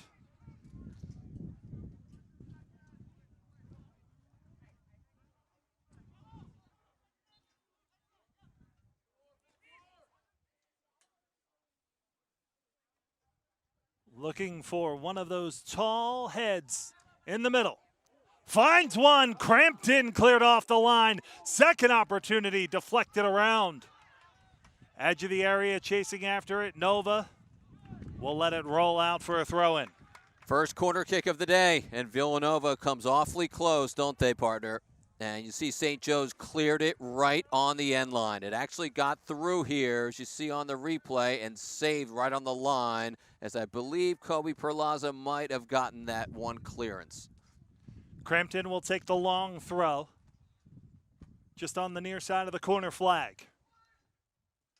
Into the area, headed around. That one rolled wide, is not able to get all of it cleanly, is Mazzola. Cello Mazzola coming off his injury from last year. It's good to see him back and fit. Another Philadelphia Union kid. St. Joe's has defended the set piece opportunities one after another. They've been piling up for Nova. And I'm sure they went to work in training, talking with Coach Mulqueen after allowing those two set-piece goals against VMI in the second half.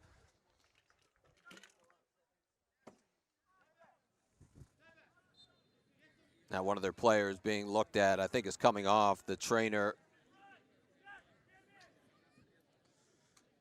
is looking at Glenn Lala. That's a big loss if he has to come off. It is. He's the one who took one off the nose earlier on. It looks like Luke Johnson's going to be the one who comes back in for Lala. Yeah, it looks like they're putting some solution in the eye of Glenn Lala by the trainer for the Hawks. For Villanova. And Luke Johnson's a big part of their midfield, such a leader. We haven't talked about him a lot. Crampton, forward on the right, able to get that. Out of his feet is Clan. Now Tidites. Forward on the left. Martelli has to wait on it, but he's got space. Good cross into the area. Back post headed away by Dwight Refsgaard. Still battled for in the box. Rolled out to the right. Is it a corner? Indeed. Martelli. Boy, another good play by Refsgaard, the fullback for St. Joe's. He and Tando have been tremendous today. The outside backs for the Hawks. It'll be Martelli to take the corner. Now St. Joe's down a player because Lala's being looked at. And now they have a player down, Samsel. Now they're down on the box. Now they're running a player back on.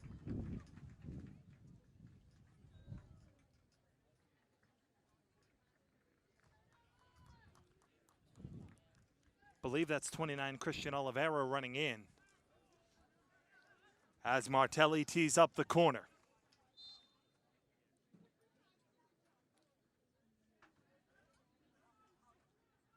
Martelli, good cross, headed away, edge of the area, second opportunity, blocked down.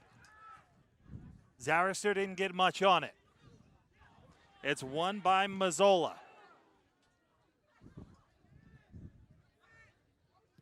Rossetto puts the ball at least out of danger. Trying to find Perez Gasiba, and does. Maybe the most creative Hawk, Perez Gasiba, weaving through the defense, but eventually runs into a wall of Wildcats and concedes possession. So Aldo Hernandez has come on for Glenn Lala. That's the one change. And remember the new rules that came in last year in men's soccer, Samsel, you get 3 subbing windows to use. St. Joe's have now used 2 after 1 in the first half.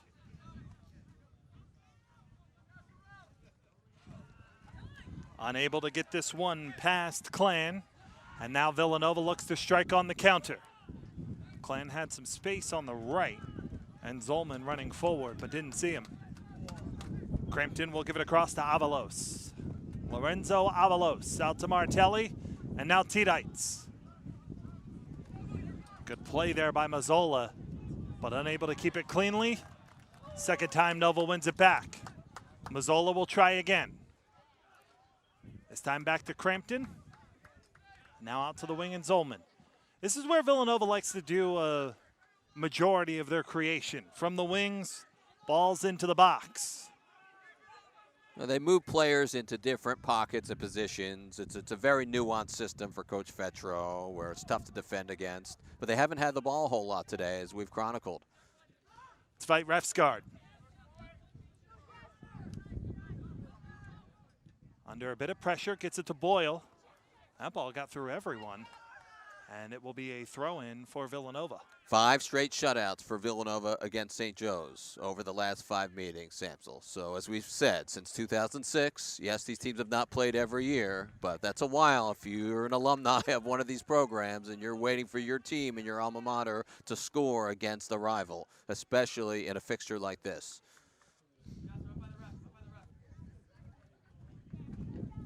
Aiden Donnelly is out as Steinecke re-enters in that number 9 role for the Hawks. Yeah, you might not always see a lot of stats or opportunities for some of these strikers, but Steinecke's always lurking. He's a very dangerous player. Mazzola plays it back for Avalos. Martelli on the far side under the watchful eye of Cassidy Tando. Trying to weave through.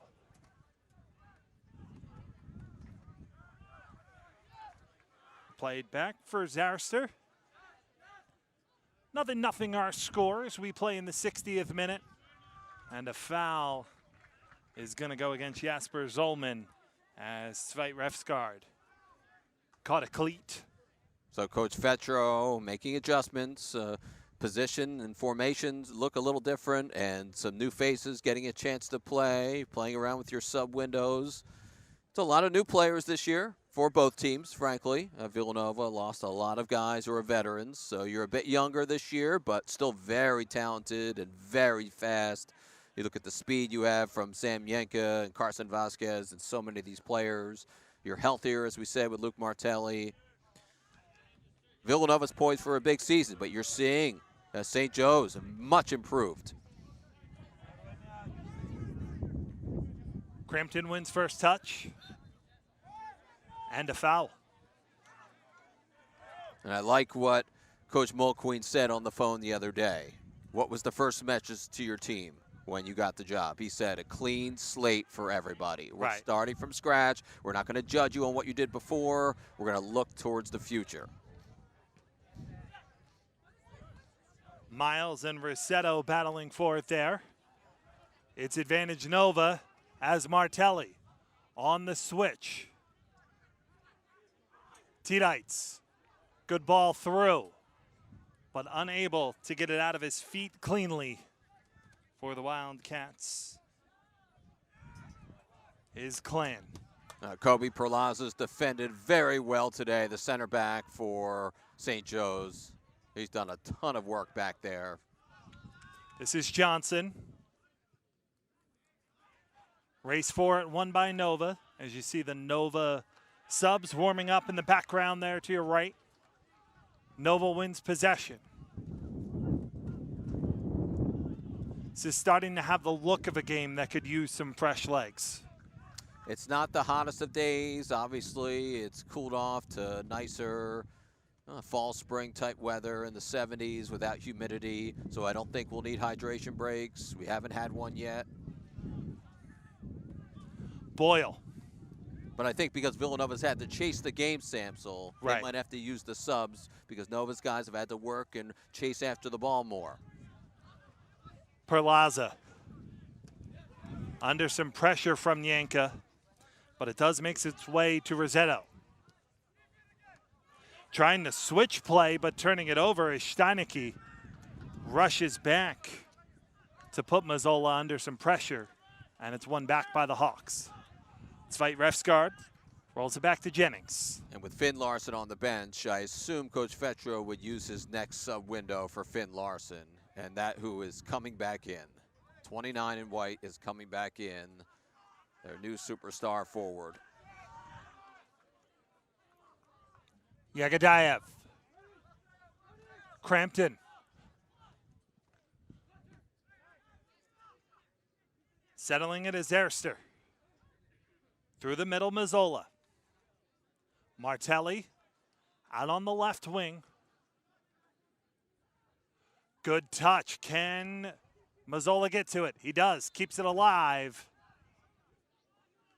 Went out of play. Now he was not able to, yeah. Mazzola tried to keep it alive anyway. Right now, some of those midfield battles that we've talked about where St. Joseph's won a lot of those. That's where Villanova really misses a Jason Borgi, who's playing professionally, all Big East first teamer last year, had a marvelous season playing that number 10 creative attacking midfield role. And what a find he was last year for Coach Fetro. And he, at times last year, he was looking like the best player in the conference in terms of his pure soccer creating ability. Larson back in for Mazzola. So we'll see if Villanova goes back to a front two or maybe they slide Nyanka back. Yeah. It looks like initially it'll be back to that 3-5-2. And let's make it clear, Emil Jaskalainen of Akron led the nation with 23 goals for the Zips last year. Herman finalist. He was the best player in the conference last year. Let's make that clear when you score that many goals. Yanka through some good physical contact there by Perlaza. Referees say play on. That's a great battle. Tidites unable to get it away from Perez Gasiba. Now he is. Martelli weaving through out on the left for Tidites. Tidites plays it back. Avalos.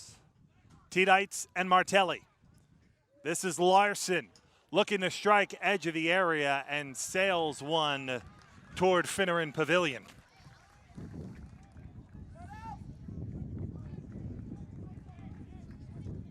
Here we get another look at the battle between Nyanka and Perlaza.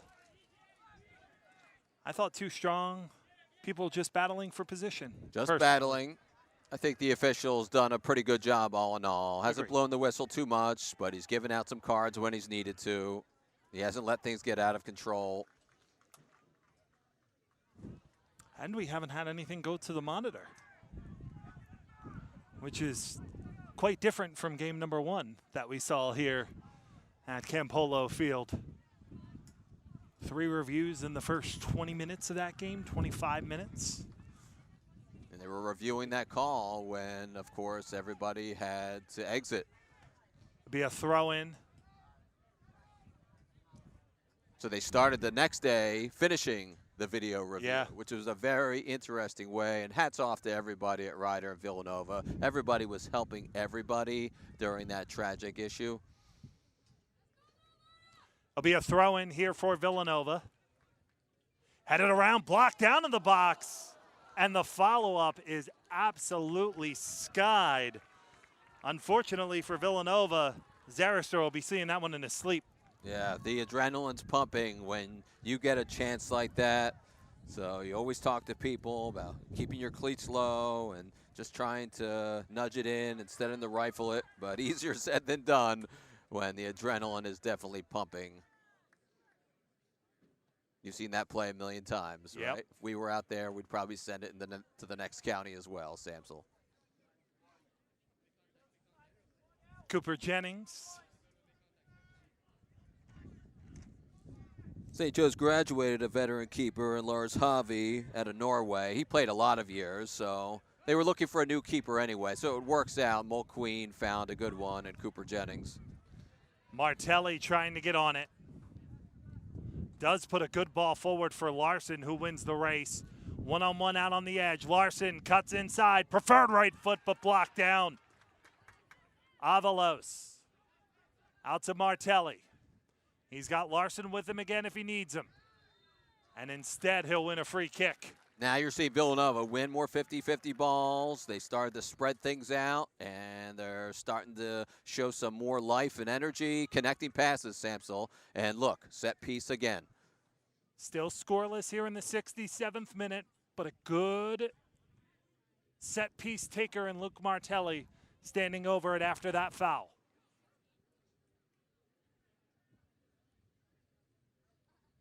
Three players over 6'3" in the box available for Villanova.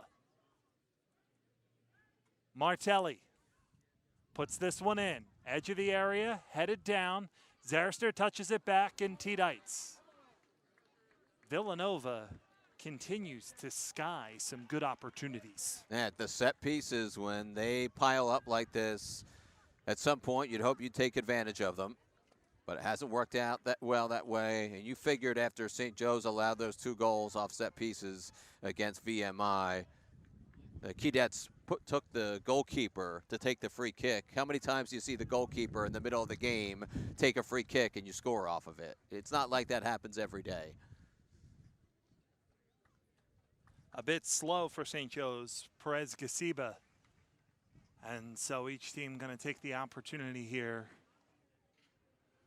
to talk it over, as I do think we're going to get a hydration break here toward the end of the 68th minute.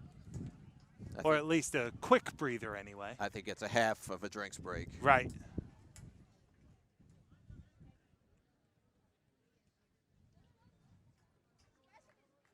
It'll be a Villanova team watching St. Joe's goal kick coming out of the abbreviated break with Cooper Jennings.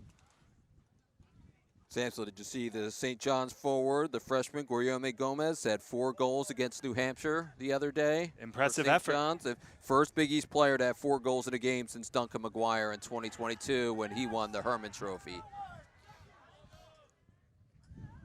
T-Dites wins the battle for that one. Larson and Tando. Tando put his head in toward the boot of Larson. Referees say play on, and Tando will probably rethink that decision next time. You mentioned Emil Jeskalainen had 23 goals last year for Akron. Duncan McGuire had 23 goals in his Herman Trophy season back in 2022 for Creighton when they made the College Cup. Boyle out to the right and Tando. Creative move there by Perez Gasiba, but no Hawks there to help him out. Into the 69th minute, we remain scoreless between St. Joe's and Villanova. So 21 minutes and change to go, as it'll be a throw-in for Cassidy Tando and the Hawks. Good play there by Martelli to win it back. Finn Larson. Play whistle down is down on the play. He's the right winger, Sebastian Perez Gasiba. 50 years of the Atlantic 10, Samsel. Can you believe that? No, feels like yesterday. Yep, absolutely. I was only -13 when that happened. You've done the math. Dayton's been so good the last couple years. George Mason with Rich Costanzo, the head coach. He's first regular season title ever for George Mason a season ago. St. Louis with their history, of course. Just another good team for St. Louis this year. Fordham might have the best player in the country, Dan DiPolito, the A-10 midfielder of the year. Perlaza loses his footing, but regains it in time to get possession back. Good dive in there by Oliveira. Good job to muscle through, and that's going to be a card shown on Villanova. Yellow card shown to the number 6, Mikhail Zarister. Yeah, so Misha probably didn't have to do that, but you're trying to stop a break, and that's where coaches sometimes are okay with those plays. Standing over the free kick, Mazzota. Matteo Mazzota. would be ambitious to go for goal from here, but he does have the wind at his back. So something to at least be conscious of. He took the corner For kick. the talented Italian right footer. He took the corner kick against Merrimack. Puts this one into the box all alone, Persada. Edge of the area, settles down nicely. It's blocked. And it'll be a corner for St. Joe's as Rossetto had a chance and falls to his knees knowing that might have been the best opportunity of the day. That's a grimace look if you see one, right, Samsel? Hands over the face.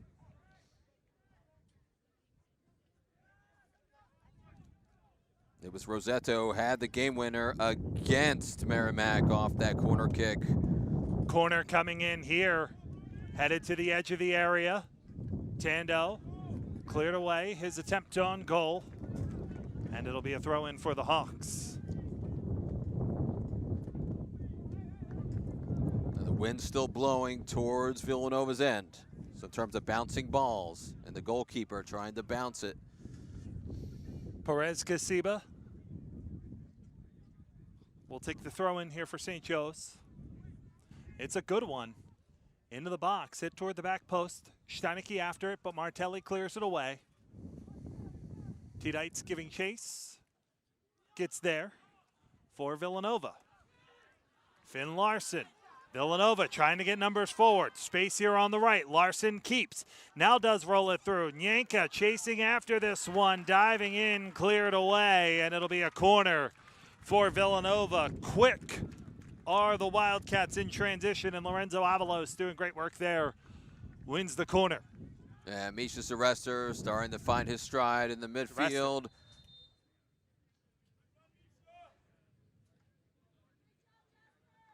Initially the call was corner. Now they're going to say it's a goal kick. So they switched the call apparently, and Coach Fetro does not understand why. Neither does announcer Samsel. You see Fetro, he's wondering what happened, and I think we agree with him. We'll see if we can get another look here. Who got the touch? Nyanka was there. And kind of perfectly screened there. Can't really see who got the last touch, but... Yeah, 50-50 call. Yeah. Throw-in does end up back with Villanova anyway. Perlaza has had a handful of jersey. Yanka's starting to get grabbed and pulled, and nothing egregious, but the fans are starting to ask for it. Well, Yanka's starting to get frustrated too. And that's the best thing you can do with an opposing team if you have a star striker. Yanka is super talented up there.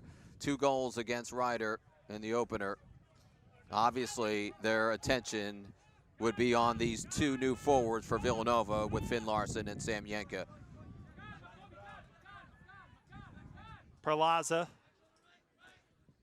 Yanka chasing after him. Perlaza just skies it and concedes the throw-in. He's looking for Rossetto, who has a bit of a chat with his man after that ball sailed over his head. Villanova had no shutouts last year, Samsel. They're looking at 2, and it just turned September today. Yeah, so impressive. This is definitely a turnaround. And for St. Joe's, they've cleaned it up big time as well. Luke Johnson replaced here by Christian Oliveira. St. Joe's had just 3 shutouts last year. They might be looking at their 2nd already. 74th minute, we remain scoreless here at Villanova between the Hawks and Wildcats. Villanova just 1 shot on goal, though 10 shots. Yanka again bodied by Perlaza. Villanova fans voicing their frustration, but the physicality has been allowed all throughout this one. This is a costly turnover. In transition, here is a mishit, unfortunately, if you're a Hawks fan, off the foot of Oliveira after he did the work to force the turnover. So the biggest play of the game maybe in terms of a giveaway and a run out quickly in the other direction. Best of the day, and St. Joe's unable to take advantage. You nailed it, Samsel. Not hit well on the wing that time by Christian Oliveira. So the giveaway, great opportunity. and sails it wide. So better possession by Villanova in the second half, Samsel. Yanka with a great touch out to Larson. That was fantastic. Forward on the left, Finn Larson trying to cut to that preferred right foot. Some contact edge of the area as that rolls through for Jennings. Villanova making a case for a foul there, and I think they might have one. So the creativity's been there, most importantly, in the second half, and connecting passes. And how about that highlight level play with Larson and Yanka? Was this enough contact in the box? We'll get another peek at it, Samsel. It looked like Larson kind of hopped over the defender. Yeah. I don't think that's enough for any kind of call there. Not for what would be this decisive anyway, as a foul spotted as we're into a 76th minute of a scoreless game. And I've seen a lot of penalty kicks called in the first couple of weeks in college soccer. Seen a lot of dives and falls, and they can review stuff nowadays. Avalos with a great touch to get away from the pressure. Over to Martelli. Or that's Tita, excuse me. Number 10 in white. Switches play this side. Played away from Zulman, and it'll be a throw-in as he wasn't able to quite get it as cleanly as he would like. Sveit Refsgaard will have the throw-in as the referee sends Sveit Refsgaard back a few yards.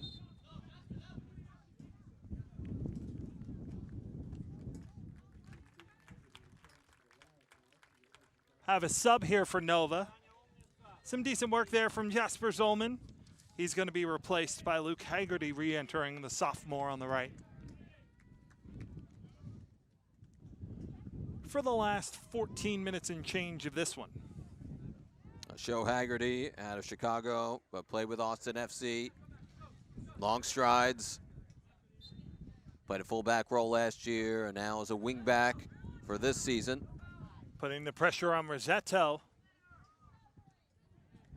Haggerty trying to make something happen, but it'll be a throw-in for St. Joe's. Good industry, though, by both he and Clan.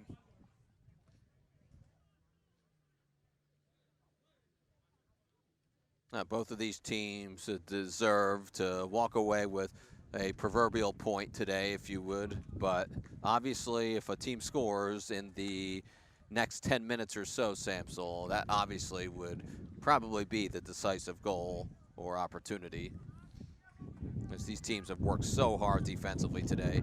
Steinecke replaced by Finn Murray, a 5'10 freshman. Interesting, Murray listed as a defender, replacing a striker, so you wonder if St. Joe's maybe a bit more of a defensive look. They have two up top, though, as they move Rossetto into that role up front. Finn Murray out of Ireland, but also Philly area, out of LaSalle College High. Really good play there by Crampton, knocking it out off the St. Joe's player, Hernandez, to get the throw in.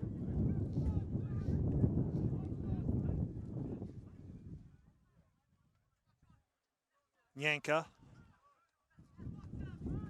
has it played away from him.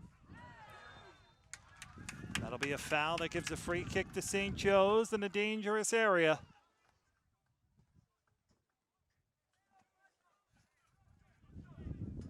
See Christian Oliveira and the tackle by Misha Zarester. Just enough contact to get the whistle. Not a lot, but if you can take advantage of one of these restarts. Mazota and Perez Gasiba stand over it. Mazota lets it fly, edge of the area, headed off a Nova head and wide of the cage, but it'll be a corner. Misha Zarester, number 6, able to defend that well. So not a ton of corner kicks, even though we've seen set pieces and free kicks, but not a lot of corners today, Samsel. Nova has a sub ready to come in. We'll see if it's granted before the corner here. As standing over the free kick, Mazota, over the corner, I should say, is Mazota. Looking to hit the in-swinger. The righty Mazota toward goal, punched away. Chasing after Finn Murray, just into the game, puts it back into the box, headed around and blocked. Oh, that might have been a goal saver for Villanova on the line. Tando. Svite ref's guard. One touch. Mazzota unable to win it free of Haggerty, but does get the throw in. You saw Alex Jagadayev, the athleticism that he has and the length of reaching into traffic there. And then Villanova staying poised when the ball came through on that next chance. You see this right here, Villanova just clearing it away in time as Gleb Bogdanov back in for Villanova.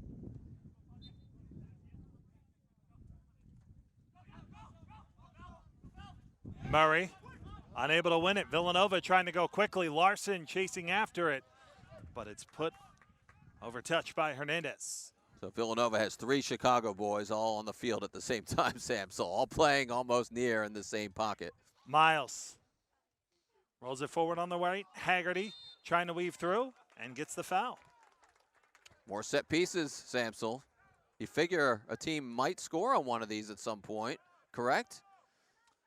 Well, they have 11 more minutes to try. The clock will stop here. Requiring some attention here is Herman Svite ref's guard. Looked to have taken a knock there, battling for it with Haggerty. I think the foul was Also before 19 that, plan. and then he just fell to the ground after that. I think the whistle happened before. But the trainer has to come out here. Wonder if maybe he caught a cleat there. Well, it's interesting. If we see it again, I thought the contact happened before, and then Svet Refsgaard fell down after the fact. Let's see if we can get another look. It might have been right there where he Oh, yeah, the elbow. Oh, the elbow right there. You got it, Samsel. The elbow came right up. See him now kind of going to his lip. So, and he fell down after the fact. So good eye, partner. And that of Finn Larson is a hearty elbow to catch.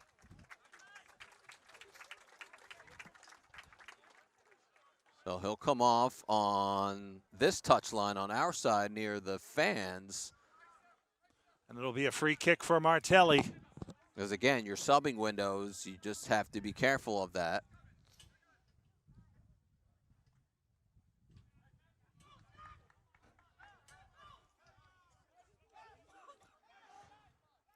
Martelli standing over it.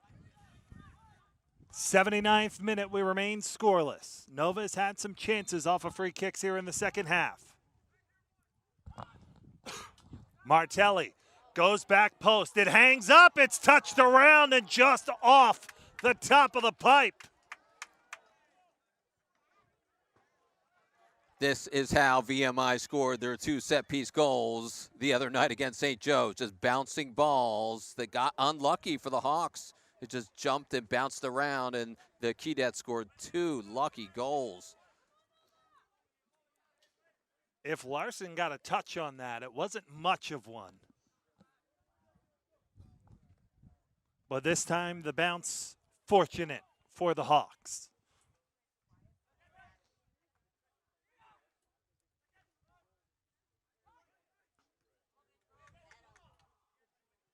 Teams trading possession in the middle. Nyanka gives chase, and that foul is going to be granted. Nyanka is frustrated by that one, and I don't blame him because him and Perlaza have been battling all day, and the calls have been selective. They've been selective, and Perlaza hasn't done a whole lot wrong on Yanka. He's done the right amount of contact. So you could say Yanka didn't do a whole lot there either, right? Is it enough to warrant a call in the eyes of some, perhaps? But if Perlaza's grabbing Yanka, Yanka should be able to grab Perlaza. Right. And just keep it even. However, what you have there is the veteran Perlaza against Yanka, not exactly a youngster, but a graduate against a junior. Sometimes those graduate students can be a little better at, as they call it in football, the dark arts. Yanka went to the NCAA tournament last year with West Virginia. Lost to Virginia in the second round. Here's Larson. Out on the left for Martelli. Rolled through. Larson on his preferred right foot has it touched away from him. And cleared out by Aldo Hernandez. Forward, is he onside? He is not. Rossetto was hoping he was home free. He tried to time it, Samsel. Let's see if we get a good look. He's offside. Oh, by a few yards. By a few. Martelli will try and chase to keep it alive, but will do so unsuccessfully. Two of the best goals that our soccer teams have scored this year. Hannah Curtin scored again yesterday for the women, beating Bucknell. Hannah Curtin had a lovely run against Columbia, timed it beautifully to stay on sides last week. And Sam Yanka, that opening goal he had against Ryder was so nice. 81:35 on the clock, so just over 9 minutes to go here in this scoreless battle between St. Joe's and Villanova. Miles gives to Bogdanov. Haggerty chases after it in a double team. Able to play it back, get some good help from Miles. That back three is good at knowing where they're supposed to be. Tiedites and Haggerty. Back to Tiedites, edge of the area. Miles getting a little more ambitious forward. And put out of touch by Finn Murray. Throw in for Miles. Tiedites going away from goal, plays it back for Crampton. And now Avalos. Rolled out to the left in Martelli. He and Tando got another couple of battles left in him today. This time it's advantage Tando. Rossetto. Rolled back to Tando. That battle's been great all day. Martelli and Tando. Two wing players, two captains, two leaders, smart players. Taken away. On it quickly for Villanova. On the right is Clan. Has all kinds of space. Clan into the middle. Nyanka trying to get it out of his feet. It's Larson looking for Nyanka, but cleared away. And now it's Patrick Vanny. Makes one man miss. 2-on-2, they move the opposite way. Vanny trying to create some space. Great job to get back by Haggerty. Will they get more ambitious or more conservative? This is Nyanka. Crampton runs into some space. Crampton lets fly off the crossbar. Back in play, Tiedites deflected over. That was a cracker. Oh, a scorcher. Best chance of the day for Villanova. Crampton came from his center back spot. Unleashes here, Samsol. Unlucky. We've got a packed house here, oohing and eyeing. Villanova's definitely been the better team in the second half.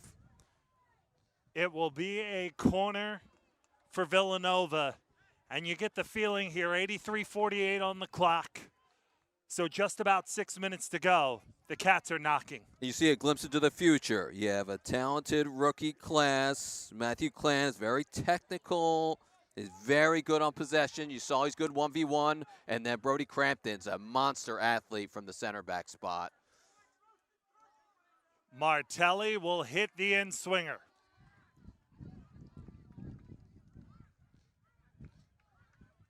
Man marking for St. Joe's. Talking with Coach Fetro. It's something to look out for on these corners. Tiedites the short option if he decides he wants it.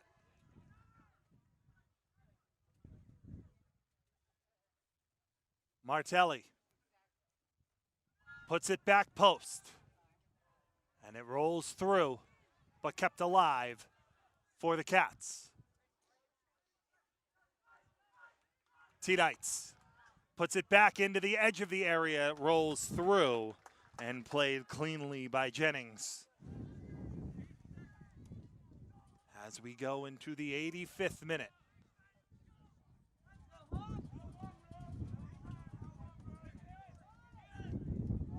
Tiedites was looking for a foot, did not find one.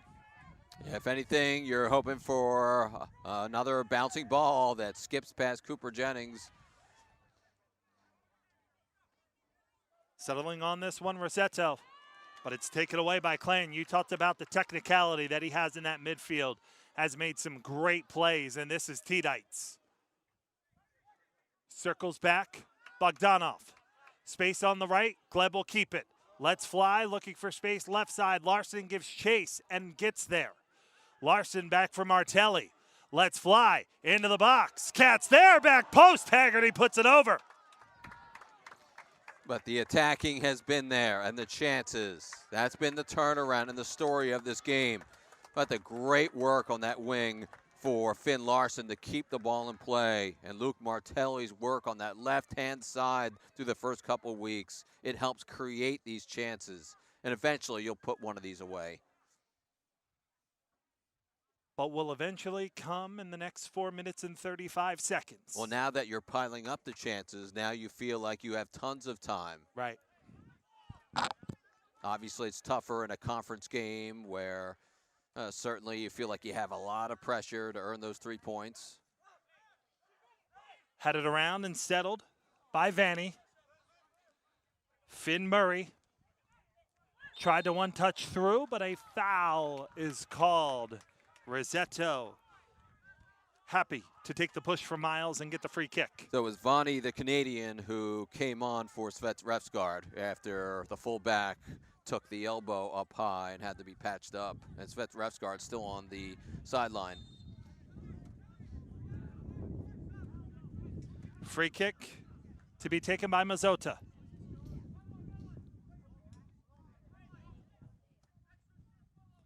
Surely anything would be decisive. 3:30 to go. Mazzota goes short edge of the area, never even touched anyone for St. Joe's. And now a chance to counter, but T-Dites couldn't find Martelli on the outlet. And they instead conservatively play it back for Avalos. Clan in the middle for T-Dites. Miles. On the right side of that back three, these two freshmen, he and Crampton, have been excellent. A chance for Haggerty to run onto it. Unable to do so, and it's a throw-in for Finn Murray. St. Joe's certainly appears to be in less of a rush than Villanova is. And Villanova's played with more hop in their step here in the second half, Samsel. Really good touch there by Vonnie. Makes another nice move. Vonnie looking for the through ball, but no real chance for Oliveira to run onto that one. And Yagadayev out to keep it alive. 87:40 on the clock. So just over 2 minutes remain in this scoreless battle. T-Dites. Larson. Back for T-Dites again. Now it's Crampton. Looking for a through ball, something Larson can run on. Huge collision there between Larson and Perlaza. Is this the final It one? is. The That's camel a red that broke card. the straw's back. Did I get it right, Samsel? The straw that broke the camel's back. Correct. How about that? Perlaza is going to be sent off after being shown his second yellow. And now with 2 minutes to go, Boy. Villanova is going to be a man up. Incredible timing. Perlaza's been grabbing all day, but he had to be careful. Of course, we haven't talked enough about that first yellow he got in the first half. But he still played a very physical game. Larson absorbs the contact. And that's probably been St. Joe's best defender today as well. So plenty of time, according to some maybe. But here's another thing I think that's important, Nick. Perlaza at 6'1", one of those big defenders now not available in the box as a free kick to be hit here by Martelli. Martelli looking back post. And a foul against Villanova on the buildup. And now some pushing and shoving there. The last time these teams played in the 2010s, there were 3 red cards. Well, 2 minutes and 2 red cards to go. So more chippy as this game has gone along. Finn Larson asking the official for some help. As you see some of the pushing and shoving in the area there. Cooper Jennings trying to break up the fight. I believe just making sure they had each other's addresses right for Christmas cards this upcoming holiday season.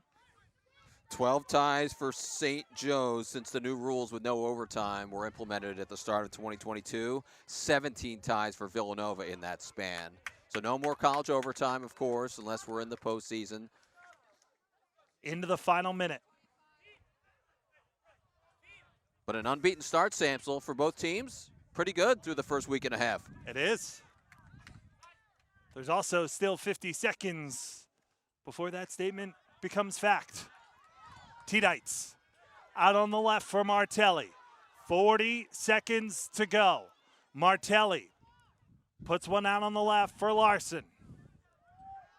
Larson puts one into the edge of the area. One touch, Nyenka!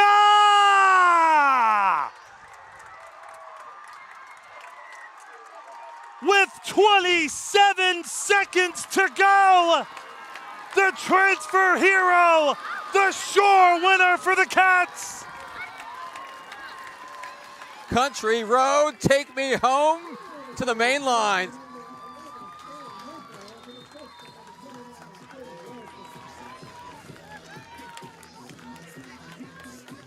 An absolute stunner there. No surprise for Nyenka. Third goal of the season, partner. You were right. The red card, don't speak until the match is over. And what do you know? Villanova gets us here. An absolute superstar. And Perlaza, who got the red card, has been the one man marking Nyenka all game. Superb finish. This is why you went and got two great forwards in the offseason in Nyenka and Larson, and they both caused a ton of havoc here in the second half. So it's not really a surprise, as the first week we've seen these two new additions make lots of noise for Villanova. Cooper Jennings between the pipes, frustrated.